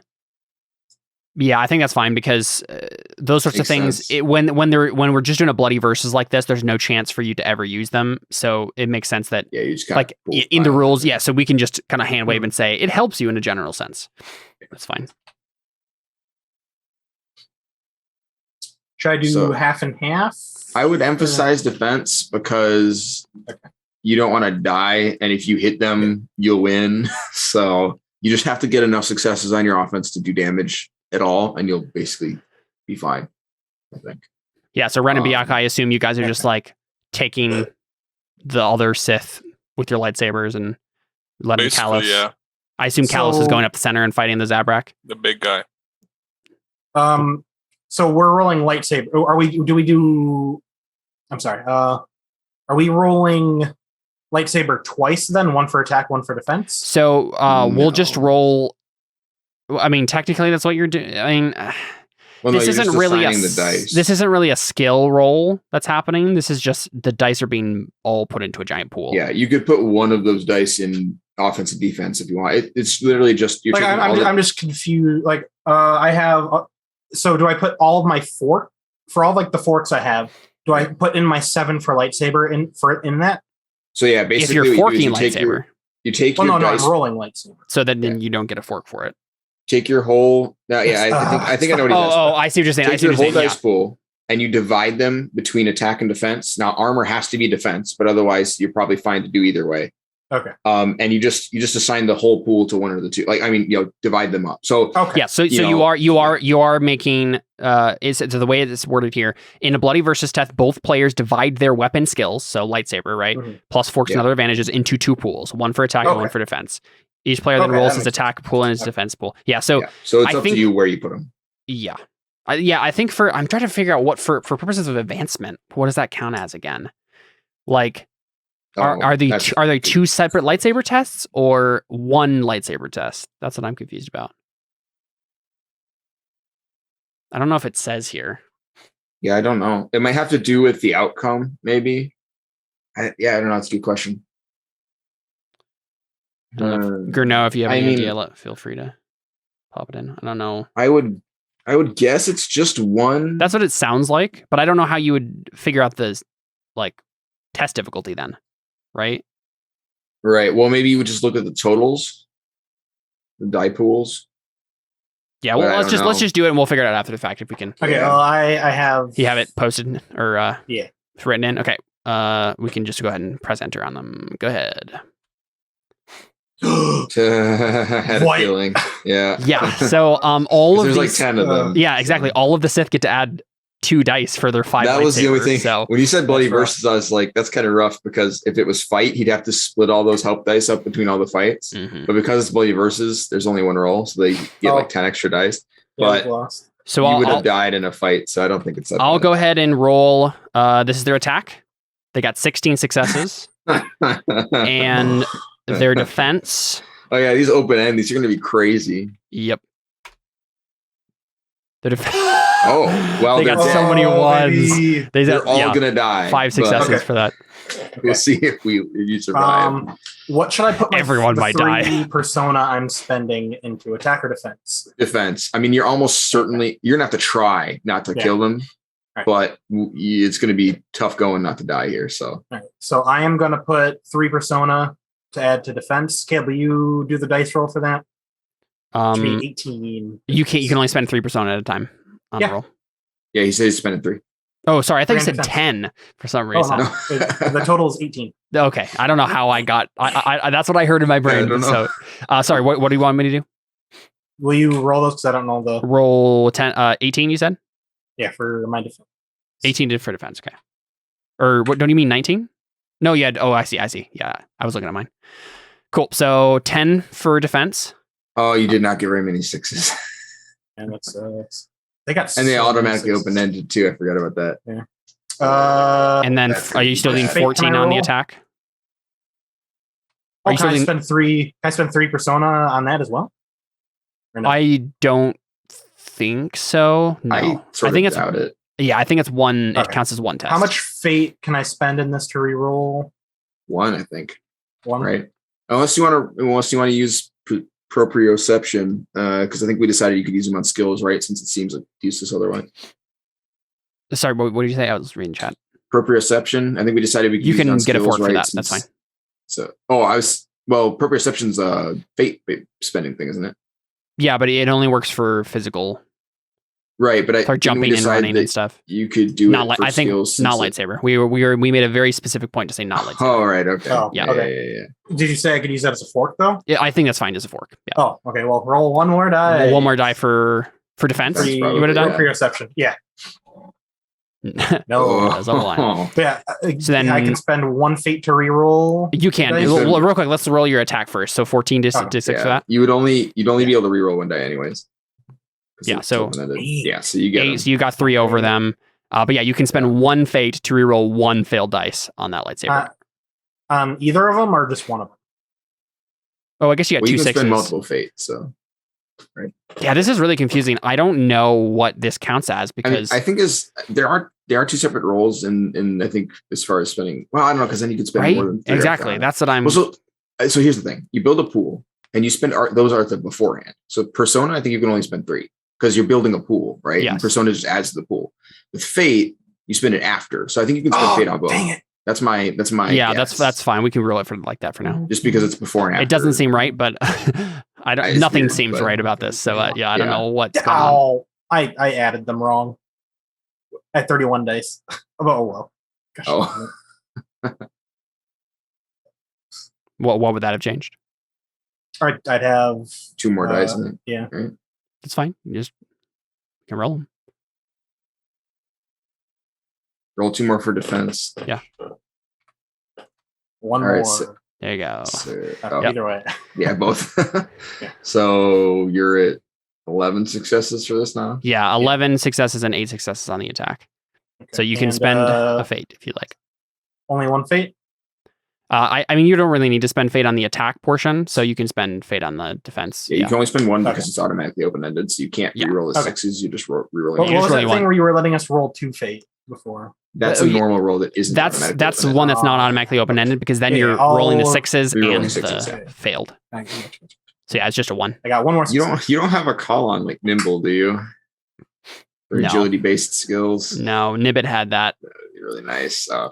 I got one more success. That's rough. Yeah, so 12 successes altogether for your defense against their 16. It's not terrible, but with lightsabers. Yeah, I don't think it matters. I think it's enough that it's still the highest hit. Probably.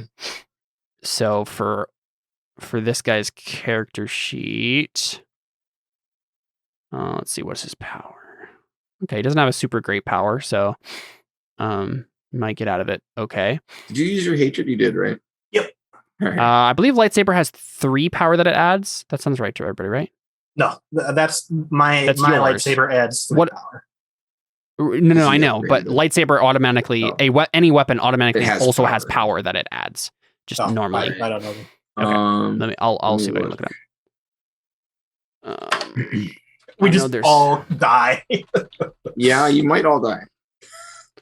I'm gonna come out with all the kids and be like, "Oh, I know it's on here somewhere." It just takes searching lightsaber in this document takes forever. Okay, 4. It automatically adds 4. We should have brought the 5 goons with.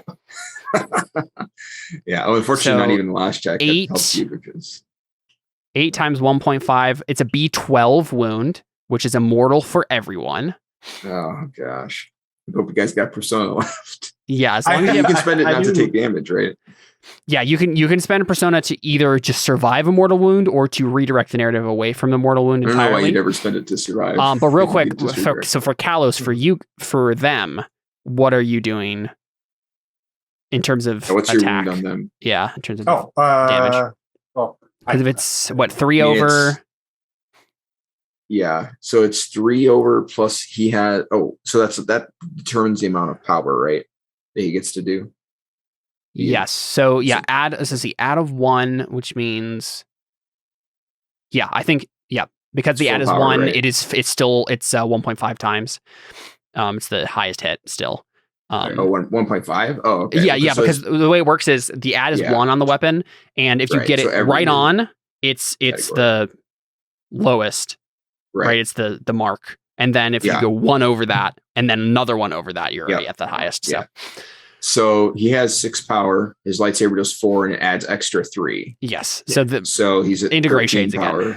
So yeah, I mean that's before. So it'd be 1.5 times exactly. Yeah.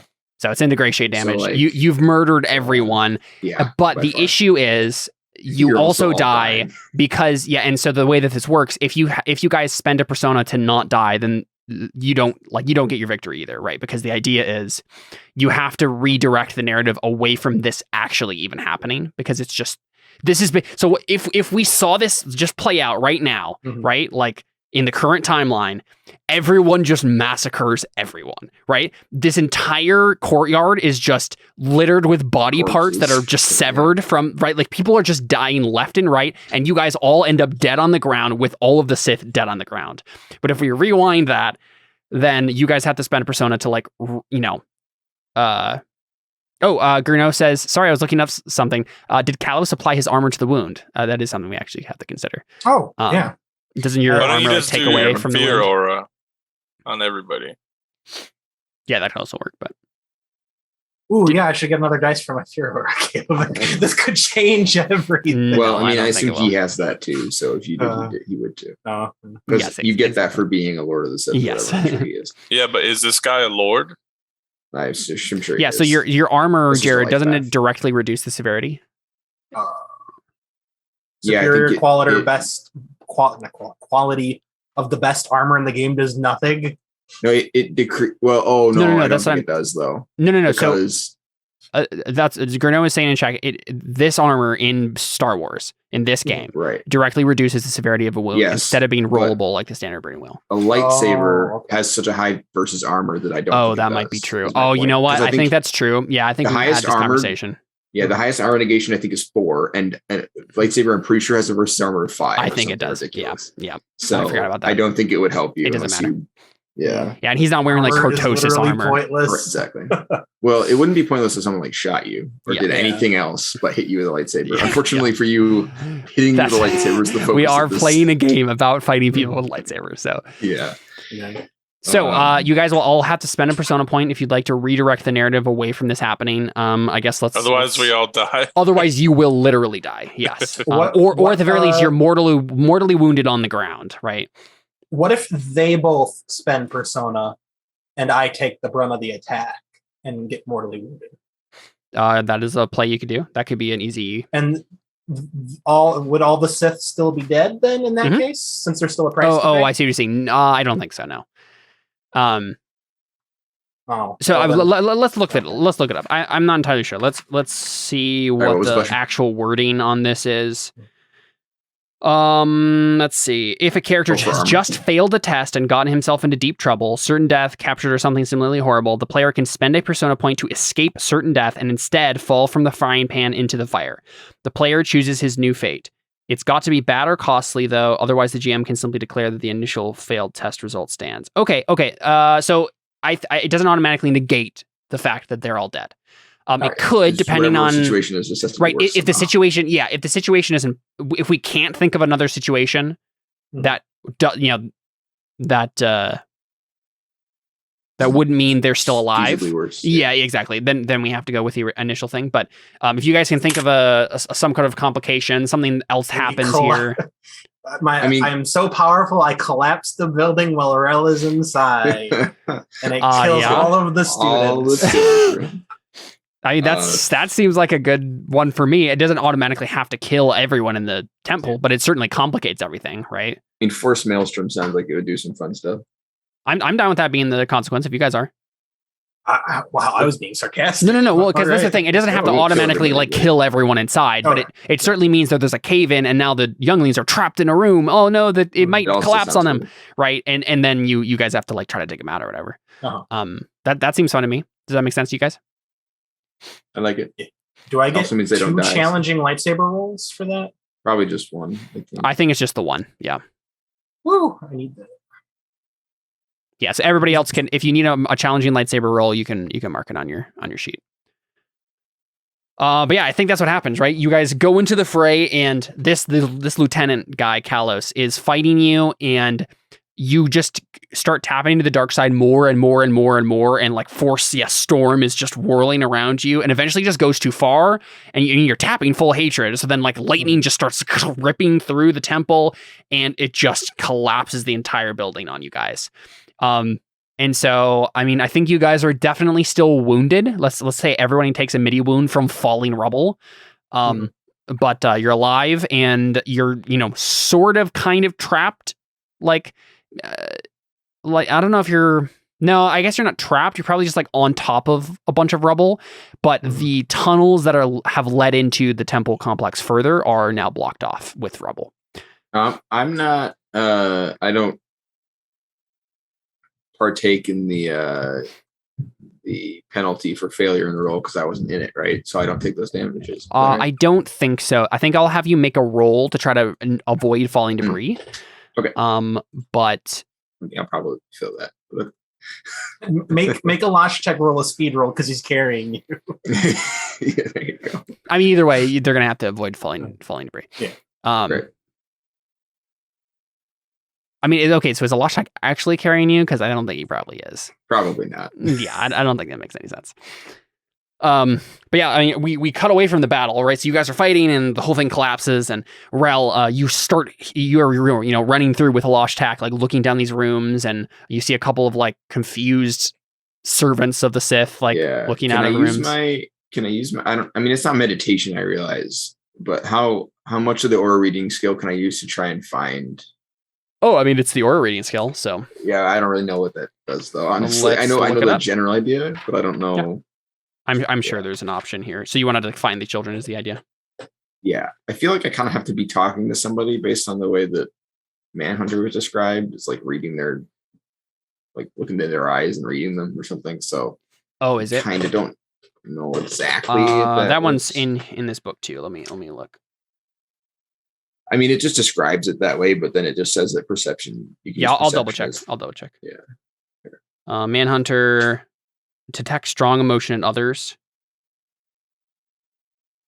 Oh, okay. So it doesn't actually give you. It doesn't give you aura reading. It just gives you a aura reading like list of obstacles that you can use for perception. Which, yeah, that makes more sense. Oh, okay. Yeah. So that you can't use that to find them because it literally is about just looking into someone's eyes and seeing. Yeah. Okay. Determining stuff about them. Yeah. So you'll have to do something else. I could see a really difficult force-wise test. Okay. A possibility here, right? Because you don't have the force in the same way the others do, but you could use your knowledge about the force to try to do something. It's just going to be really much harder. Yeah. I'm thinking Ob 7. Yeah. I mean, I only have 3 in it, so let's see. Can I try and can I make an administration roll and see if I can think of how it would make sense to build this building? Like, see where it makes sense to put them. Hope they're there. That sounds more like temple-wise or something. I don't think administration. I'll look it up. Just like, would it make sense to have them on this floor of a building? Yeah, let's look at what the actual skill is saying that it is. Yeah, it's basically like for running a place, I think, which is why I was thinking maybe if the person who built the temple was similarly the skill of running a business or organization. The skill is primarily used to recover tax resources. No, I don't think it's in the wheelhouse. I feel like that would be a fork, but I don't know. Right. I think children are tax resources. Yes, but he's not trying to make sure that they don't make the Sith broke. Yeah, he's trying to find stat resources. Yeah. I don't know a good skill for this then. Yeah, I think either just rolling a perception test, right? Just base perception, or I mean, I have a pretty good perception. You could also roll unknown places wise. That's probably going to be lower than using force wise. Okay. That'd be a good one. How about just base perception? I have 6 of that, so if the difficulty is not super high, I'd rather do that. But base perception, let's say it's an Ob 4 with base perception. I probably still have a better chance with that, so I'll do that. And you can't help or fork into stats, yeah? No. Well, I mean, the Loshtak can help you with his perception, but that's it. Oh. Yeah.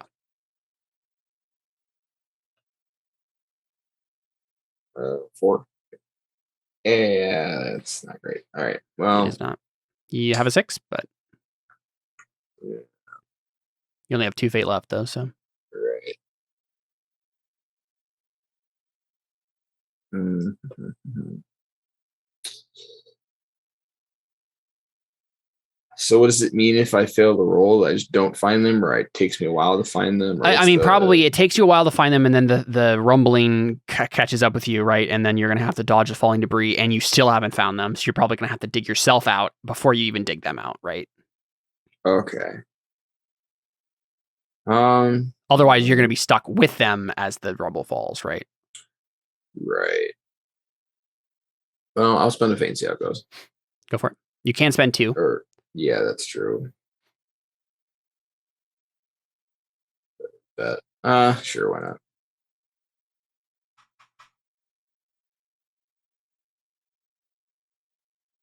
not? Close, but not close enough. You even got a 6 on that. Yeah, it re-rolled and it got a 2. Yeah. Yeah. Not enough. Yeah. So we can tell that you're close. We in the way we're framing the shots. We can. And we keep going to the younglings, right? Cuddled in the corner, and then we see the layout of the building, and we're like, "Oh, Rel's almost there!" And then the rubble starts falling, and I roll an untrained telepathy to show him where the children are. Maybe after all this is happening now. Right. So go ahead and roll probably just speed to get out of the way of falling debris, Rel. Okay. Let's make it an Ob 3, I think. Can Loshtak help me get out of the way? Loshtak is going to have to worry about himself. Okay. He also is going to have to dodge out of the way, right? Close. Yep. Both you and Loshtak also get the midi wound from falling debris. My armor will negate stone, right? Yes. You know what, Kalos? You are not wounded because you have. Yeah, you're right. You're right. 70 resources well spent for this one moment that it's helped. So, Rel and Elashtak are like trapped in a corridor, entombed in stone. Biaka, Ren, and Kalos, you are standing. You manage to like dodge enough rubble that you're not buried underneath it. But the ceiling of the temple has collapsed in on itself, and you are standing on top of a bunch of rubble that's covering all the Sith bodies below you. You can see that the tunnels lead. Your speeder's completely wrecked; it's destroyed, and the tunnels leading, the corridors leading into the temple further are all buried by rubble. What do you do? But you can tell that the entire temple hasn't it's not a crater around you, right? Like there's still pieces, like the actual complex around you is still intact. It's just like the ceiling above you caved in into the courtyard. Yeah, so you're all standing on top of rubble. So just while we're here, I'd like to grab a lightsaber. Is that something I need to roll for? What do you wait? Say that again. I just need one of their lightsabers for a plan I have later. You can, considering we killed 11 of them. It doesn't even need to be a working lightsaber. They're all buried. You can make a test, but I roll telekinesis tests to have grabbed one of the lightsabers out. Yeah, that's fine. Yeah. Okay. What's the ob on that? Let's say up. You spend a fate when you use those. 5. I mean, this is in the middle of a giant combat, and while the ceiling is collapsing around you, to have the sense of mind and the force of will to actually pull one to yourself. Well, no, just one. Just lift up a rock and pick one now. No, they're buried under layers of rock at this point. This would have had to be before the collapsed roof. Oh. You said 5? Yeah. All force-wise, force tremors-wise, and soldier.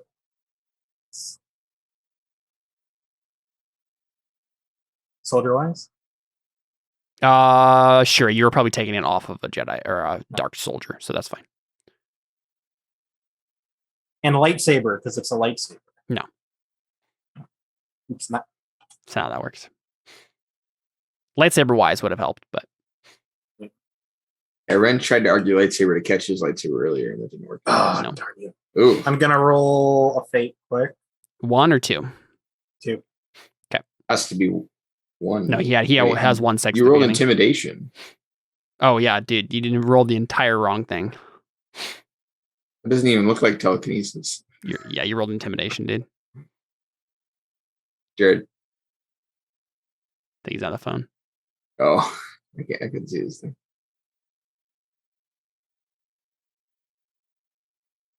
He intimidates the lightsaber into his hand. Get over here. Well, whatever he does here doesn't necessarily matter for what Ren and Biaka are going to immediately try to do. What are you guys trying to do? You've gotten hit by rubble, so you're slightly wounded. But yeah, you see this just destruction all around you. Rel is encased in stone somewhere in the temple complex.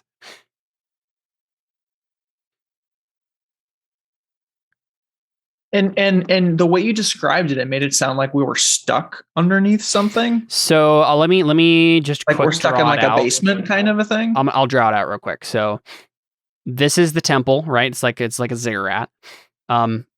There were corridors. There's big avenues going this way and this way through the center of it, right? And you guys drove a speeder into the center here. There's a big corridor or a big courtyard in the center here that's not completely open air. There's partial ceiling above it, some sort of structure above it. Kalos collapsed the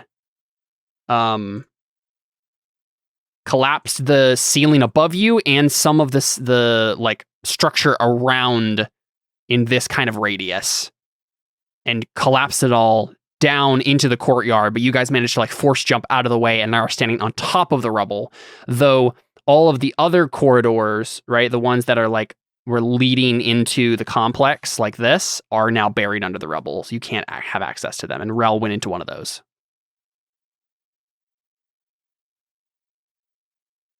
So yeah, I mean, you could climb up. You could use force jumping and stuff to like climb up to the top of the ziggurat, and like you can get out of this ziggurat. But getting into the tunnels is the. We have to save the kids. Yeah, exactly. The kids and Rel are trapped in the temple complex somewhere, so you'll have to move some rubble to get to them. Can we roll like meditate to find out exactly where they are? Sure. Yeah. Who has the best meditate? I think all of you have the same. I have a 6. Connor and I have 6. Yeah. Okay. Well, so Kalos, you actually rolled the wrong thing. Yeah, I saw that. I'm sorry. That was unprofessional. My wife's fault. You're good. But yeah, I'll just reroll that quick. Yeah, go ahead and reroll it. I'll be right back. Good. Okay. Hey, there you go. Yeah, and I'm fine with that because I think we've always stated like if you roll the wrong thing, you just roll the right thing, even if it's. Well, it matters because it's open ended. It's open ended. Yeah. Yeah. Did you give yourself your fate point back? Yeah. Cool. Yep. So yeah, you managed to have another lightsaber in hand, Kalos. Okay. Probably the lieutenant's lightsaber, right? The Zabrak's lightsaber. Oh. Is there anything special about that one? No, otherwise it would have done more damage to you. Sentimental value. Otherwise, he would have gone to the gray shade with all of you, which would have been bad. I mean, there wouldn't be because it would have mattered. Yeah, I know. Is the idea that Ryan, you're going to do meditation with Kalos and Bianca helping to try to find where they are specifically? Connor's nodding. Let me find meditation. Make an Ob 2 meditation test. Ob 2, huh? Mm-hmm. This is Connor we're talking about. Wound dice. I should have made that roll. And also Kalos and Bianca should have been helping you too, Connor. You just didn't add their dice in, but it's fine. It doesn't matter. You got it either way. Yeah. And it wouldn't have. Yeah, it wouldn't have changed the test you got. Yeah. So cool. Yep. So Ren manages to suss them out. And pinpoint the location. So basically, you know that like you have to lift the rubble from this particular corridor to actually get to them. So you're gonna try to do that. Wait a minute. Is this temple underground? The like complex, like the rooms that they're in is inside a building. So in one sense, it's not underground. It's not a basement, but where we're going now, the tunnels lead to underground. The tunnels lead into the building, but not under the building. Darn. So it's inside, but it's not underground. Okay. Something would be very helpful. Who has the highest telekinesis? Connor and I both have 6. Okay, so whoever would lead the effort there can roll with. I guess Kalos should roll because he doesn't have a wound. Yeah, I have 2 wound dice. I assume both are assisting. Think so. Right, Bianca, you'd help them lift the rubble.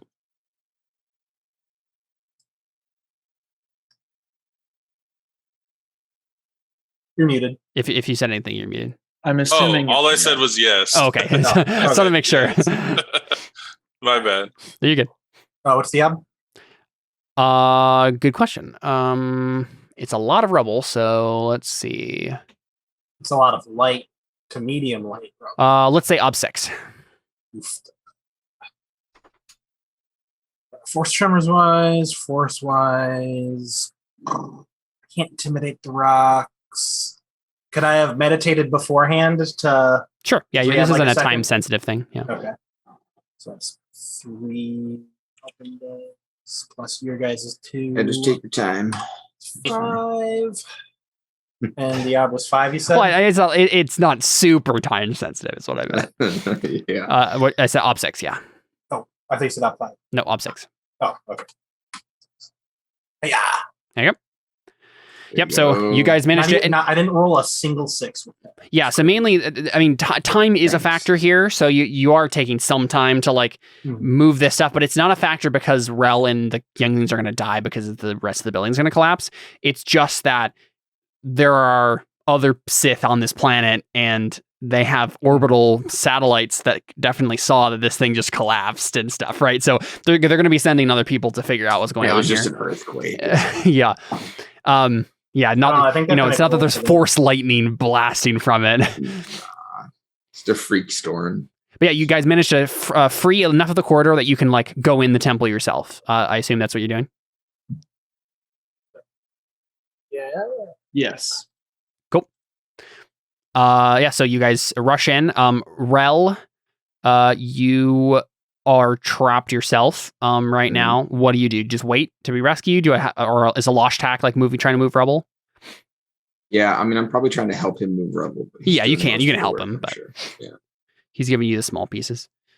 Yeah, but we're both hurt, so I don't think it's going to go well. Is he wearing armor? Maybe some, but I don't think it mattered. Fur is so dense. Not really. So we got 4 successes. I think that's enough to move enough of the Rebel that you can get past and move further. So Rel, you managed to get to the younglings after a bit more time. And you walk into the room and you see a couple of Sith who are basically just like yelling at these younglings for like being no, channel your fear and your anger into power. And these kids are just like crying in the corner, like, what's happening? And, Sith are being as much of teachers as they can be under this circumstance. But there's like 2 Sith waiting here for you. So, I mean, a Losh Tack pretty much just immediately attacks them, right? And just like shoots his slug thrower at them, but we'll see how well that goes. Oh, no. Because he's wounded, so. Yeah. Can I try and distract? Oh man, no. He got 1 success. Oh no, he's gonna die. Yeah, he's very, very, very dead. Does he have a persona? I don't think so. I mean, has he accomplished a goal? What would his beliefs? One of his beliefs had to have been confront Biaka or confront a Jedi or whatever. Yeah. But did he roll anything? Did he accomplish anything? Like he definitely got fate for things that he's done, but I don't know if he got us here. Oh, that's true. Yeah, I guess he could have had a belief about like serving Rel and doing the next part of the mission. Yeah, okay. I'll say he has 1 persona, so he's definitely goes. Well, okay. How do you think he should spend it? Should he spend it to just be mortally wounded and survive? Be able to be taken back on the ships for help. Why don't we have him like fighting the Sith, and then Rel has the kids follow him, and we cut off screen, don't know what happens to him, kind of thing, and you can just decide whether or not he's dead later. But the point is, he did the thing he was supposed to do, right? Yeah. I mean, I want to know whether or not like he's spending the persona to like make a different complication for himself or just survive. Because either way, if he has a persona, he's going to spend it. And there's no reason for him not to.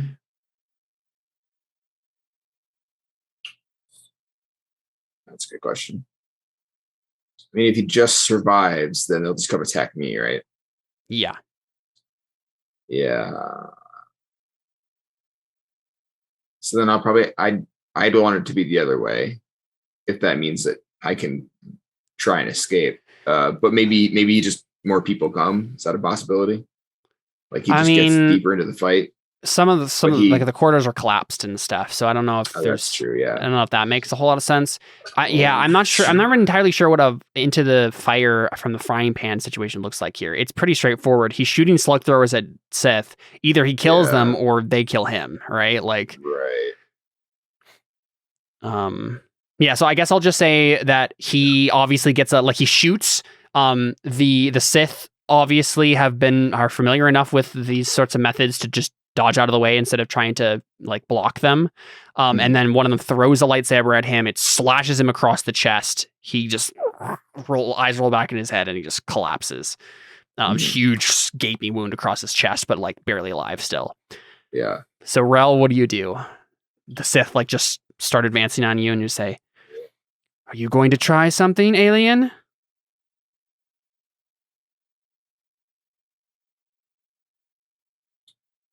what can I do with aura reading? As like or with the Manhunter version of Yeah, aura with the reading? Manhunter. I mean anything related to like learning things about them. So like reading their emotional state, reading a belief, an instinct, a trait.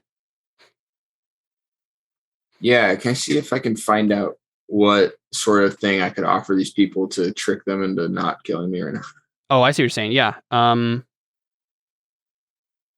Op 3 perception. So learn of a character trait that you can exploit. It's gonna be rough. Yeah. Oh yeah, because you have the wound. Yeah. And you're out of fate, right? Yeah. Okay.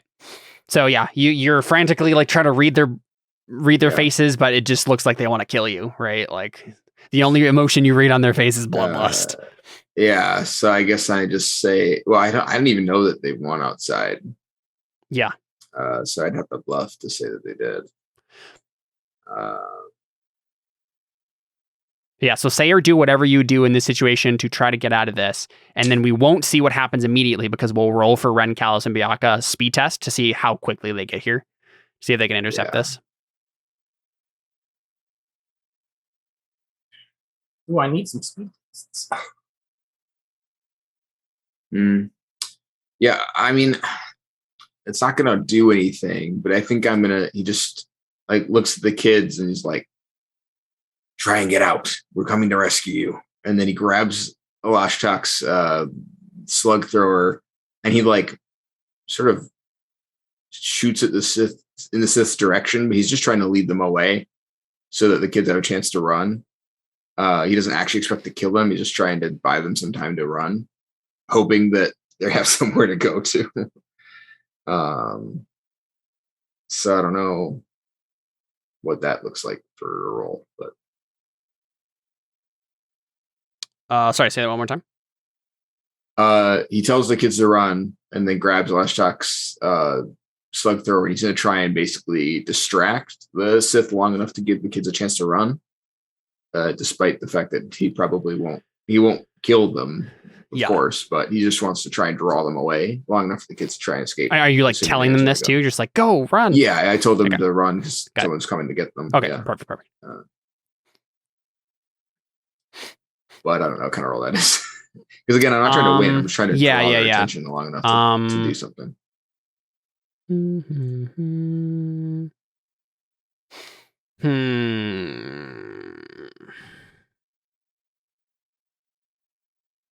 This is a D&D. I would say like a performance check, but yeah, right. Yeah, I'm not entirely sure. I guess it's mainly just trying to survive long enough, right? Yeah. Long enough that you can be a distraction. So I think I guess speed. Okay. Yeah, unfortunately, I can't fork into that. I was gonna say it'd be nice if I could fork some. I only have one that would matter anyways. All right. Yeah, here comes like 2 dice. 4 is the obstacle. Yeah, I can't get that. Yeah. Yeah, so Ren, Kalos, and Bianca, go ahead and who has the lowest speed between the three of you? I've got 3. Mine's 3. I'm pretty sure I have 5. Yeah. Yeah. Chad and I have the lowest. Should we both roll one or? One of you just roll. I guess it would be. It'd have to be Bianca because he has the -2 dice. So. -2 for what? You got wounded. Oh, I'm the only one that did? No, you and Ren both did. From falling rubble. Kalos managed to escape it because of his armor. So so Bianca, go ahead and roll speed for us, and we'll just see how. Just roll it with no obstacle, and we'll just see how much you get. Exactly 1. You did get a 6, but you don't have any. Wait, do you have any fate? I'm sure you do have fate. 19 fate. I mean, might as well just spend it. Like, what else are you going to spend this on? Yeah, you have proprioception. Oh, but that doesn't matter because you only. It doesn't matter. He only has 1 die. Yeah. Yeah. Okay, what do I do? Just go ahead and click on the little D6 next to fate in the top there, and put in. Just 1. Yeah. Yeah. So nothing more there, but you can put the you spent a fate in speed on the little bubble next to speed. So yeah, you guys don't get there in time for Rel. Rel gets killed. But Wait, what? Wait, he did? Dead? Yeah, so yes, but I realized we didn't actually return to this at the beginning of this episode. Rel, would you like to give us a little snippet of like what happened at the beginning of this episode? Because at the end of last episode, you like walked into another room on the ship with like a gun. Yeah, well, so I think for that we just heard like he walked in, and we just heard a blaster shot go off, and then maybe now that I'm getting killed, we can see what happens when I die. Sure. Yeah. Go ahead and describe it for us then. So, so what does it look like when they kill me? I guess, but probably just lightsaber through the chest. Yeah. So yeah, it's kind of like when Obi-Wan gets hit with a lightsaber, except there's a lot more like sticky black ink everywhere. Sure. And then we cut back to a room somewhere, and we see that like it was silver and black holocron looking thing, and it starts to drip black ink. Then the sort of the dripping accumulates more quickly and more quickly, and then it probably cuts away before we know what happens for sure. But yeah. The thing is, like, Ren and Kalos and Byaaka probably get there at this point, right? They just see them. Yeah, exactly. Because that's the dramatic. That's the dramatic thing to do, right? So there's a pink force field for some reason. It comes out of nowhere. Of course, yeah. Right on the door, yeah. But no, yeah. You guys turn into the room. You guys turn into the room right as Rel is getting stabbed through the chest, and yeah, maybe Kalos just says like, "Oh no," and then he just like goes into black goo and ink and stuff. And then these two Sith, and I think they're probably women, and I'm thinking like Asajj Ventress vibes from these two Sith, right? And they both turn to you, and they're just like, they're probably Mira Luca. Yeah, they turn to you. Asajj Ventress becomes a good guy by the end of her thing. Does she? Yeah. Spoilers. I mean, that's like 3 seasons of a show and 3 books. No one's going to get that. So, but yeah, they turn to you, and I think they figure out probably at this point what you guys are actually here for, and turn to the kids. And I think they're just one of them like points a lightsaber in the kids' directions, just like, and just says, "Don't move, or they'll be dead before you can blink." Can I roll telekinesis to just snap both of their necks? Sure. Yeah. Yeah, that's an option. Unless you guys have something you want to do. You should be like, "Hey, behind you," and then twist their heads backwards so they're looking behind themselves. I mean, you're the only one who has a talking skill. I think there's a puddle on the ground and say, "Hey, behind you." I just need as a one-liner before you snap their necks backwards. Be like, "Hey, look behind you," and then twist their heads. Then twist their heads. I think Ren probably tries to do something before you, but just isn't fast enough because he's so like. I mean, I want to give you a chance to do something because I kind of took the lead in the last thing. No. I mean, in terms of character, like I don't. It makes so first of all, he's wounded, so it makes way more sense that you should take this role. I just mean for character purposes. Byaaka, is there anything you want to do before I roll snap their necks? Not really. Do either of you want to help me snap their necks with telekinesis? No, I'm not doing that. Okay. I'm going to roll telekinesis, and I'm going to, since this is a forced choke, can I work it to the doctrine? Caleb? What are you trying to add?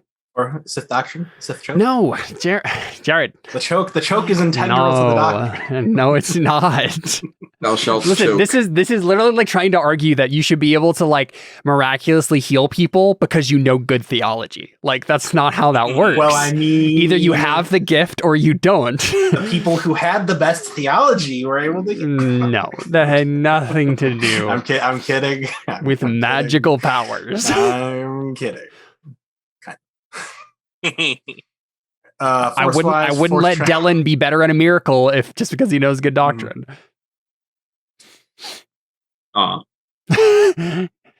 Just so we're clear on that right now. Yeah. Force wise, force tremors wise, soldier wise, soldier. Yep. They've actually no, they aren't. They've been in the outcast life path of the outcast setting, not the military one. Gotcha. I love how often when we talk about forks, we're like, can I fork in soldiers because they're soldiers? It makes sense if they're literal like Jedi or Sith warriors, like they're part of the military subsetting. But I mean, that's what soldier wise is for. It's like when you're dealing with soldiers. So that it sounds cheeky, but that's what it's for. No, I not necessarily for that one in particular. Just like we just make those noises a lot. Oh yeah, we sound. Yeah, I get you. Strategy and/or tactics. The tactic of attacking before they can.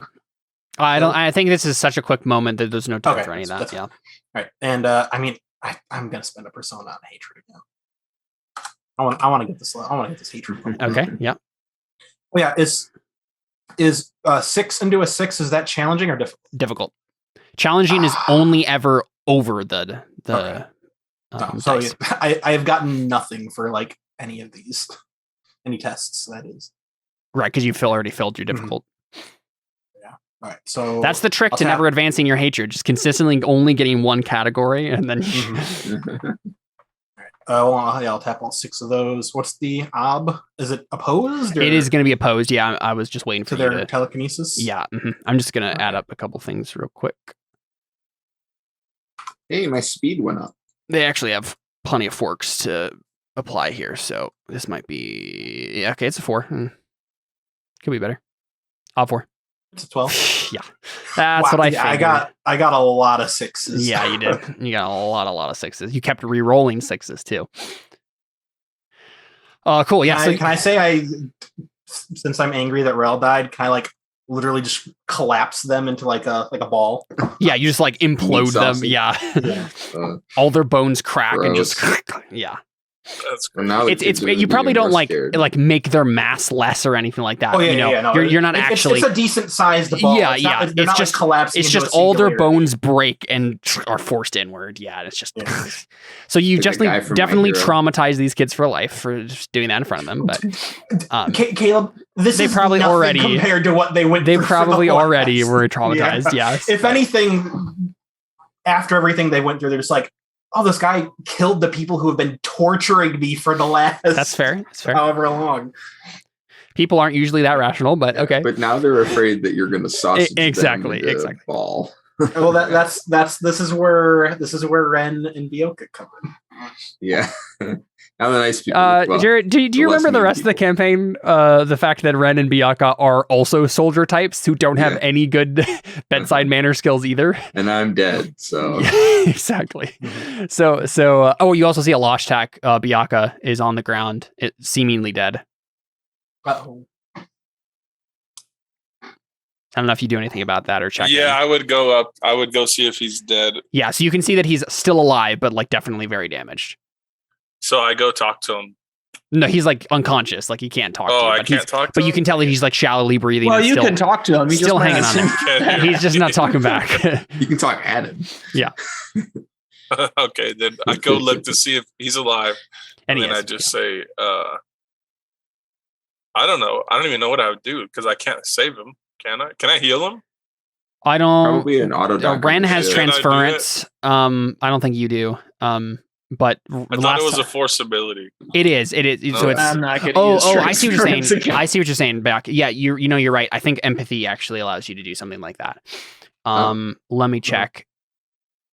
You could probably also just get into the spaceship if nothing else, because there's probably an auto dock. Oh yeah, Connor, you should have been able to add your empathy to that transference roll you did. Yeah, because empathy is like hatred, with the only caveat being to help someone. You can do it, so you should have. You might not have killed yourself. Oh well, of course. Yeah. So Biyaka, it looks like transference is the thing you need for this, which only Ren has. But I mean, Ren can try it. Probably when you guys are safer, right? Like you could carry him out of here and then hopefully do it. Yeah, we're gonna need him to pilot. Yeah, we'll just take him back to the ship. I didn't even think about that. Yeah, but he's gonna be so bad at it because he's dead. Yeah. So Biyaka, you go over and check over on Alashtak. Ren, I assume you go talk to the younglings. Yeah. What do you say? Yeah, so they're just like terrified, like, oh, what's going on? It's okay. I am a Jedi Master. We are here to rescue you. You're a little short to be a Jedi Master. Oh my gosh. I stab him. Now the rest of you. Anyone else have any smart comments? Someone grows up to be Reva. You stabbed him. What? Reva, you mean? From the Obi-Wan. Isn't it pronounced Reva? I say Reva. I've heard everyone say Reva, but I have no idea. I've heard it both ways. Okay. Because Right way and then yours. Anyway. Yeah. So there we were. so Ren, you want to, but I assume you want to calm them down, right? Yeah. Sounds like a soothing platitudes test to me. Fuck. Yeah, good luck. Oh. Luckily, they're children, so it's not going to be as difficult as doing it against an adult. But so right. I think being learned soothing platitudes ob 2. Listen, children. It's okay, children, for I am here. Covered in blood I like splatters puff from out my the chest. implosion. Yeah. Yeah. So add that to be learned. Soothing platitudes, and it'll be an ob 2. Also, every time anything bad happens to them, a Jedi puts them in the blue room. So now they hate the color blue. So you ignite your lightsaber, and they're like, blue. What is soothing platitudes? Skill I'm wise. sure. It's will. It's will. Great. Yeah. So with your wound, you're rolling 2 dice against 2. Well, yeah, you're rolling 2 It's dice not against ob possible. 4 Good altogether. luck. But yeah, Yeah, make it's it base not ob 2, and we'll see how many 6s you get. You can also add persona, I guess. No.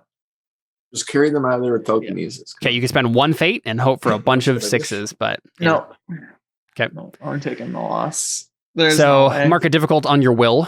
You don't mark a bubble on soothing platitudes. You just mark a difficult on your will. Hey, that advances your will. Good, nice job. Will's 5 now. Ooh, nice. Goodness. There you go. I am The less one- weak now. Yep. The one roll 5 upside now? to rolling while wounded. But yeah, so basically, can I try rolling again now that I have a 5 will? no.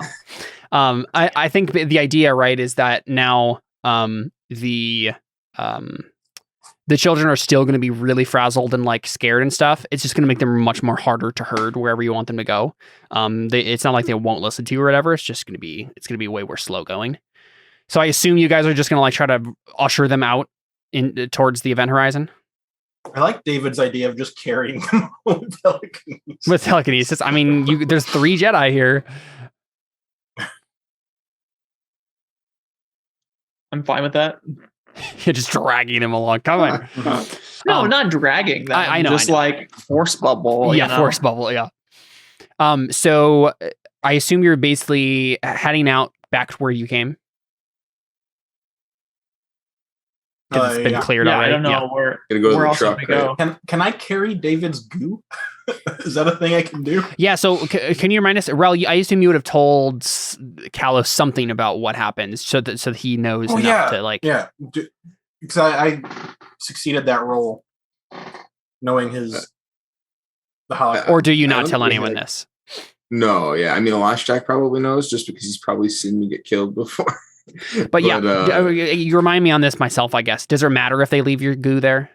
No. Okay, sounds good. Okay, that's what I thought. I just wanted to The make sure. thing doesn't say anything about it. Cool. But yeah, I mean, you Kalos learned that this is similar to something that people might put their Force Ghost in or something like Yes, that. the holocron But thing. Yeah, That was as much as I don't think we've had a conversation about it. Yeah. Since then. Cool. Yeah, I mean, do you try gathering up the goo or just leave them? I mean, it's literally just like a pile of goo on the Yeah, a ground. pile of like inky goo. Yeah, Like black Okay, ink. I mean, I'm just like, sorry. not much you can do. Yeah, I guess maybe you just turn to Rand. I guess we got I ourselves a new roll ship. around in it. I roll around in it and try to get as much into my clothes as possible. What are you doing? I'm gonna take him with us. Respect the Gotta bury him properly. I'll bury my Jedi robes.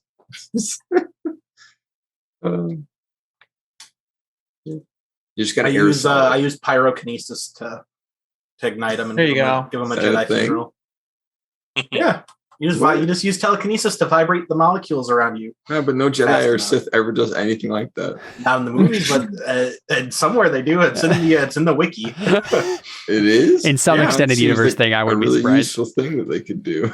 If you look in the wiki, David, do you understand anything about Star Wars? Yeah. There's constant contradictions of what force powers are actually available to people. Yeah. But do battle meditation, like. Yeah. Exactly. Yeah, best force power. Yeah, that's also the major issue of doing anything prequel, anything before the original Star Wars, where it was kind of set in stone the general layout of what the Force can do. Because then it's like, hey, we're gonna make up some new stuff the Force can do, and people just, I guess, forgot it. Yeah. Yeah. I mean, this was a long time ago. That's believable. Yeah. Yeah, it is like 5,000 years. But it's way less believable when like the entire galaxy. Our entire universe is like a hollow call away. Well, yeah, but it's like a spiritualist thing, right? It's not like, a statue. The Jedi are like on like Google, right? The Jedi are like fairly secretive with their stuff as it is. That's true. Okay, yeah, they don't teach anybody unless they're children and all that. What's less believable is that all of the super powerful masters, they have to be shot by lasers to absorb the energy, but then Kylo Ren's like, check this out. Oh, I caught it. Mm-hmm. Yeah. Anyways, what's going on? Well, so I assume you guys are, taking the children out via the way you came, or actually, I guess it really is up to you. Either way, I feel like you're going to still have to move Rebel, right? Like just chop through the wall with your lightsaber. I mean, didn't we just clear a way out? You cleared a way in. You cleared a way in. What I'm basically saying is, like, if you go out the way you came in, you're going to be in the middle of a courtyard that is surrounded by rubble. So you'll still need to find a way to get out of this temple. Out a wall. I mean, yeah, you could probably. I mean, there's probably no, I guess there isn't a door. Yeah, I guess either way, you're going to have to go back into the courtyard and then move the rubble from one of the bigger exits, like the big lanes there, and then make your way out towards the event horizon. So either way, I think the shot we end on, right, is we see you guys rush out into the courtyard, right, with the children behind you, and you look up and you see a big old Sith like cargo ship, right, like hovering above the temple, and you see Exar Kun himself standing in the open door of the shuttle. Yeah. And he has his lightsaber ignited and he just yells down, "Kalos!" And we just cut. So, yeah, there you go. Nice. Let's do some bits. Get out of here. Ren? I'm afraid. You should. Okay, Bianca is unaware of my newfound revelations as to the Force. I will try to explain to him my view. I think you were accomplished that. Trying to explain to him your view. I don't know if you accomplished it though, right? Like Bianca accomplished it for himself. So you can get a fate, but I don't think you get a persona from that. Oh, that's fine. Okay. Right? Like Bianca was the one who made the roll to interrogate some of the information out of you. So yeah, that's true. But I did good role playing. No, it's true. Yeah, so you get a fate point. I'm just saying you don't get a persona. You're good. The Jedi are right to want Kalos back to Coruscant. I will bring Kalos to the Jedi Council. Kalos has agreed to go willingly if I help him rescue these younglings. Fate, because you're working on it. The younglings, you haven't got them out yet. Gotten them out. Yep. Yeah. So fate. Also fine. And then Kalos must remain hidden from the Sith. I will keep him out of the spotlight. I did not accomplish that. I tried to. You did, and I think you didn't make a roll towards it, but I think the moment where you stood in front of him and we had that funny exchange between the Sith and you, I think it's good enough for like the moves the story in an interesting direction fate point for that. So you can take another fate for that. Okay, that's fine. I don't think any of your other stuff got you in trouble. No, I don't think so either. I mean, did Haunted by Luminous Beings do anything with that conversation with you and Bianca? Extra? I mean, it certainly moved the story in an interesting way. I don't know if I necessarily you might think you're crazy. That'd be bad. How does Bianca? Yeah. I guess it really depends on Bianca's viewpoint of that scene. Yeah. How do I feel about what? His Haunted by Luminous Beings, the fact that he revealed to you that he like sees Force ghosts. Oh, I think that he's getting scammed by some evil spirits. Yeah, I'm getting scammed by some evil spirit. Yeah. I think that's good enough for a fate point for you, Ren, because it's moving the story in an interesting direction. So I feel like Yeah, that's makes sense. yeah, I feel like that's a good a conclusion to come to with that situation. That is fantastic. Yeah. Pretty good. All right, cool. Kalos? Scammed by some force spirits. Mm-hmm. I refuse to let the Sith put any other children through what I went through. I will free the children from the Sith's clutches one way or another. You are working on well. it. So fate, yeah. I mean, they are currently not in any Sith's clutches. Yeah, but Jared, you That's know, not free. they have to actually get off of it. I know. You can't just get it like you.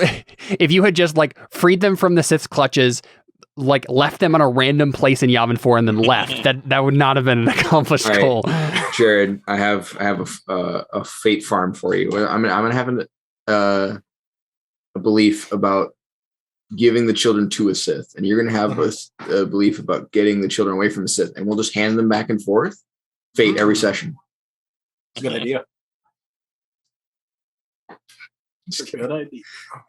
Anyways, my other one, these Sith are nothing but pretenders. I will strike the heart of the Empire and show them what true power is. They're all dead, so. Yeah, I think you did. I think you definitely did, especially with the collapse the entire temple and and you didn't even end up taking any damage. Yeah. So strike the heart of the I think you presented for that. For this mission to succeed, we first need to get to the planet. I will help lead us there. I made that doctrinal to find out where the temple is. Yes, so you can take a persona as well. I for that. definitely need all the persona I can get. I bet, yeah. Don't never trust a Jedi or a Sith for that matter. Never leave a challenge unanswered. Never feel the need to lie. Lying is for the weak. I didn't lie to the Sith at all. We might have gotten further. I have the skills necessary to do that. Do you? I guess not necessarily lying, but I have intimidation and ugly truth. I mean, none of those is neither of those is lying. So I don't think any of your other stuff came into play enough. Your lordship, because Exarch is human. Yes, true. Yep. Good. Is that a fate or is that a persona? It's a fate, yeah. I have all the fate in the world. I don't need it. All right, Rel. I had the force sensitive children I found have been captured. We must find a way to reach them. I bought the vehicle that we came here on. Yeah, I think you can take a persona. I mean, you reach them. Thanks. Yeah. Sweet, that's not forget. I have Janus continue to violate our agreement. I will determine if Kalos would be a suitable replacement. I've been watching him do this mission, so I've been keeping tabs, but I haven't made any rolls. Yeah, you haven't made any rolls, and we haven't even really played out a scene about it really at all yet. So, I don't think any fate there yet. All right. And Kalos refused to disclose the location of Korriban, but there's still opportunity here. I'll find a way to profit from the situation. I don't really know if he did that. I don't think so either. Much. Yeah. And pretty focused on just getting the children. Yeah, never get my hands dirty when I can pay someone else to do it. I always smell for the presence of the force. None of those got me in trouble or anything. Yeah, you even acted against one of those at one point. Never get my hands dirty when I can pay someone else to do it. Like you just tried to distract them while the children got away. So can I get mold breaker for that later? No, I don't think it's quite that big of a deal. But I died. No. I get a Deets point for it. I don't think so. I don't think the other stuff really came up enough either. So cool. Yeah. Biaka. So you can first belief, yeah, none. The second one you can take persona because you did discover what is going on with him. Yeah, he's got that interrogation roll. Yeah. Number 3, you're working on it. Had to, yeah. So fate there. You're in the middle of it still. I used the fate, right? So I think I have 19 still. Yes. Didn't I use a random fate? You did use one, I believe. Yeah. Instincts. Well, I did go towards my third instinct. I'll give preference to Wookiees in certain situations. Yeah. So I assume you're also carrying Alashtak out, right? Yeah, I'm gonna help him. I don't think it's come up yet enough to get a fate for it, but it can definitely come up next time, depending on what risks you take. Certainly helped with the kids, but he just didn't, and the kids are terrified now. Yeah. Yeah, I mean, I don't know if Byaga could have actually helped more, right, than Ren could. So I think he's going to get a fate for that one when he makes a decision in this next conflict to help a lost tech survive at the risk of something else, right? Yeah. Cool. So I'm good. Yeah, I think that's it for that. Let's check the other extra stuff real quick.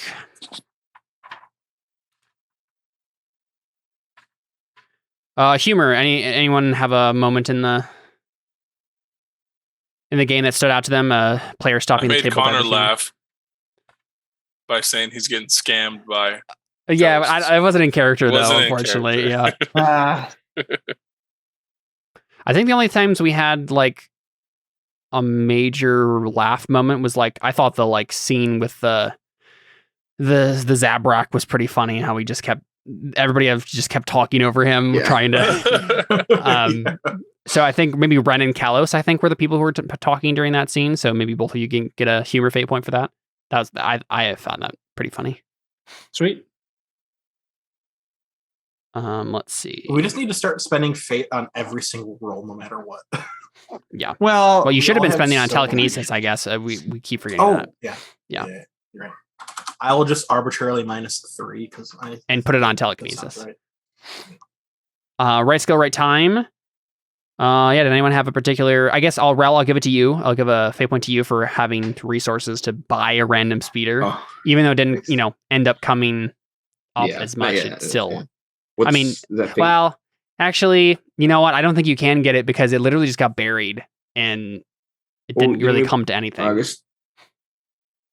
Well, why is it buried? Yeah, we didn't like park in the doorway. No, again, so with the way I was describing here, I'll Control Z this map that I made. You guys drove it in this is where the event horizon is, over here at the bottom, and you drove it into the courtyard. Because from the courtyard, the ship is right here, and you drove it into the middle of this courtyard because this lane is big enough to have it go through, and then these corridors lead into the temple, and you can't take it in there, so you left it out here, and this is what got collapsed. So, gotcha. Yeah, speeder's done. So I don't think you can get a fate for that because it didn't actually help at all. So.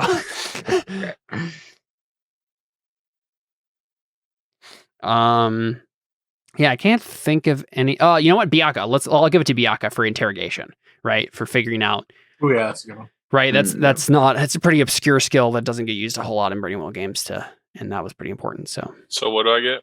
You get an extra fate for that. You already did that, huh? I didn't. You can put it in. Let's see. Embodiment. Really good distinctive role playing. Anyone have any particular ideas? I mean, there wasn't a whole lot of conversation today. We typically just give it to Ren because every time Ren opens his mouth, he says something cool. But we had a good conversation. You did. I'm trying to give it to someone else. I wasn't. I said a lot of out of character things too. I wasn't very good at role playing today. I'm trying to think of like if there was a moment that stood out to people that really like clinched that for any of the characters, like desperate decisions, gruesome revenge. Great speeches, anything like that. I don't know if anything particularly significant, persona worthy at least, came out. Yeah, probably. I think so. Mold Breaker for going beyond the bounds of character. I mean, yeah, I mean, Rel, I probably would have given it to you if you didn't have an ability that regenerates you, right? Like, if Rel was actually risking himself in that situation, then that's definitely almost deeds worthy, right? Like, I mean, it's really high up there, but in this case, I was thinking just going against his instinct, right? But you were also like pushed to the breaking point there. You didn't really have another choice, so it's not like you had a good. Ran away. That's true. But yeah, like, I don't know. It's hard for me to like find this as a real consequence for Rel because he can just come back to life. So it wasn't really like a consequence thing. It was more like a decision-based thing that he doesn't normally do, I guess. Yeah, I mean, I would have like if the difference was between like having a Lost hack do it and you doing it, like sacrificing yourself, that would be different. But you were pushed. Does he feel pain when he dies? I assume so. Yeah, I mean, there isn't anything about it that says he doesn't get hurt. So yeah. Yeah, I just don't think it's quite enough for Mold Breaker. Right, that's fine. Yeah. Cool. I think it's. Oh yeah, I guess steel is a thing.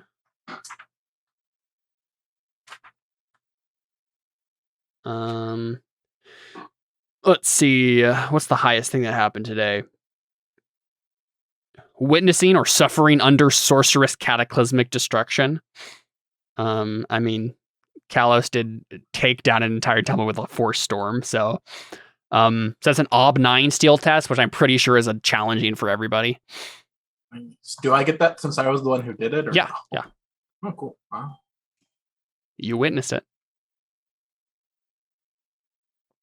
Participating in a mass battle, everybody can get a, well, except for Rel, can get a Op 5 steel test. And then Kalos, you can get another Op 5 steel test for murdering in cold blood. For just like destroying those Sith. You get anything for dying? Yeah, I was just about to say. Slow down a second. Op 6 for you, Rel, for dying. Okay. What is that if I have 3? That's challenging. That's challenging. Right? Yep. Okay. I got one difficult steel test, right? That was all you said. Oh, okay. You know what? Sorry. One Ob 5. The Ob 9, it wouldn't be that bad. There's another one that's Ob 4, which is surviving a natural disaster. I think that's the actual level of what happened there. It wasn't sorcerous cataclysmic destruction. Big. That'd be if Kalos had destroyed the entire temple complex with it, right? So instead of that challenging, go ahead and take that off, and it's just an Ob 4 instead. What is that if I have 3? Is that still challenging? That's still challenging, yeah. Okay. I don't need any challenges. I've got 3 of them now from just this session, and I don't even need it. Everybody can take an Ob 3 except for Kalos for being beaten up by the rebel, right? For taking that midi wound. Everyone can also take an Ob 3 for witnessing real bloodshed and gore. So if mine's 6, I don't get anything, right? Yep. Yeah. Right? I believe so, yeah.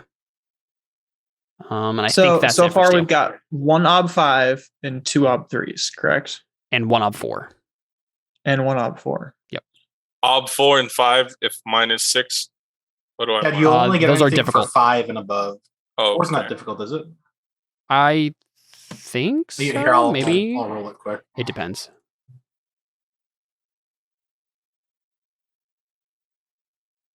No, it's routine. Okay. Yeah, so just the Ob 5 is difficult. Yeah, okay.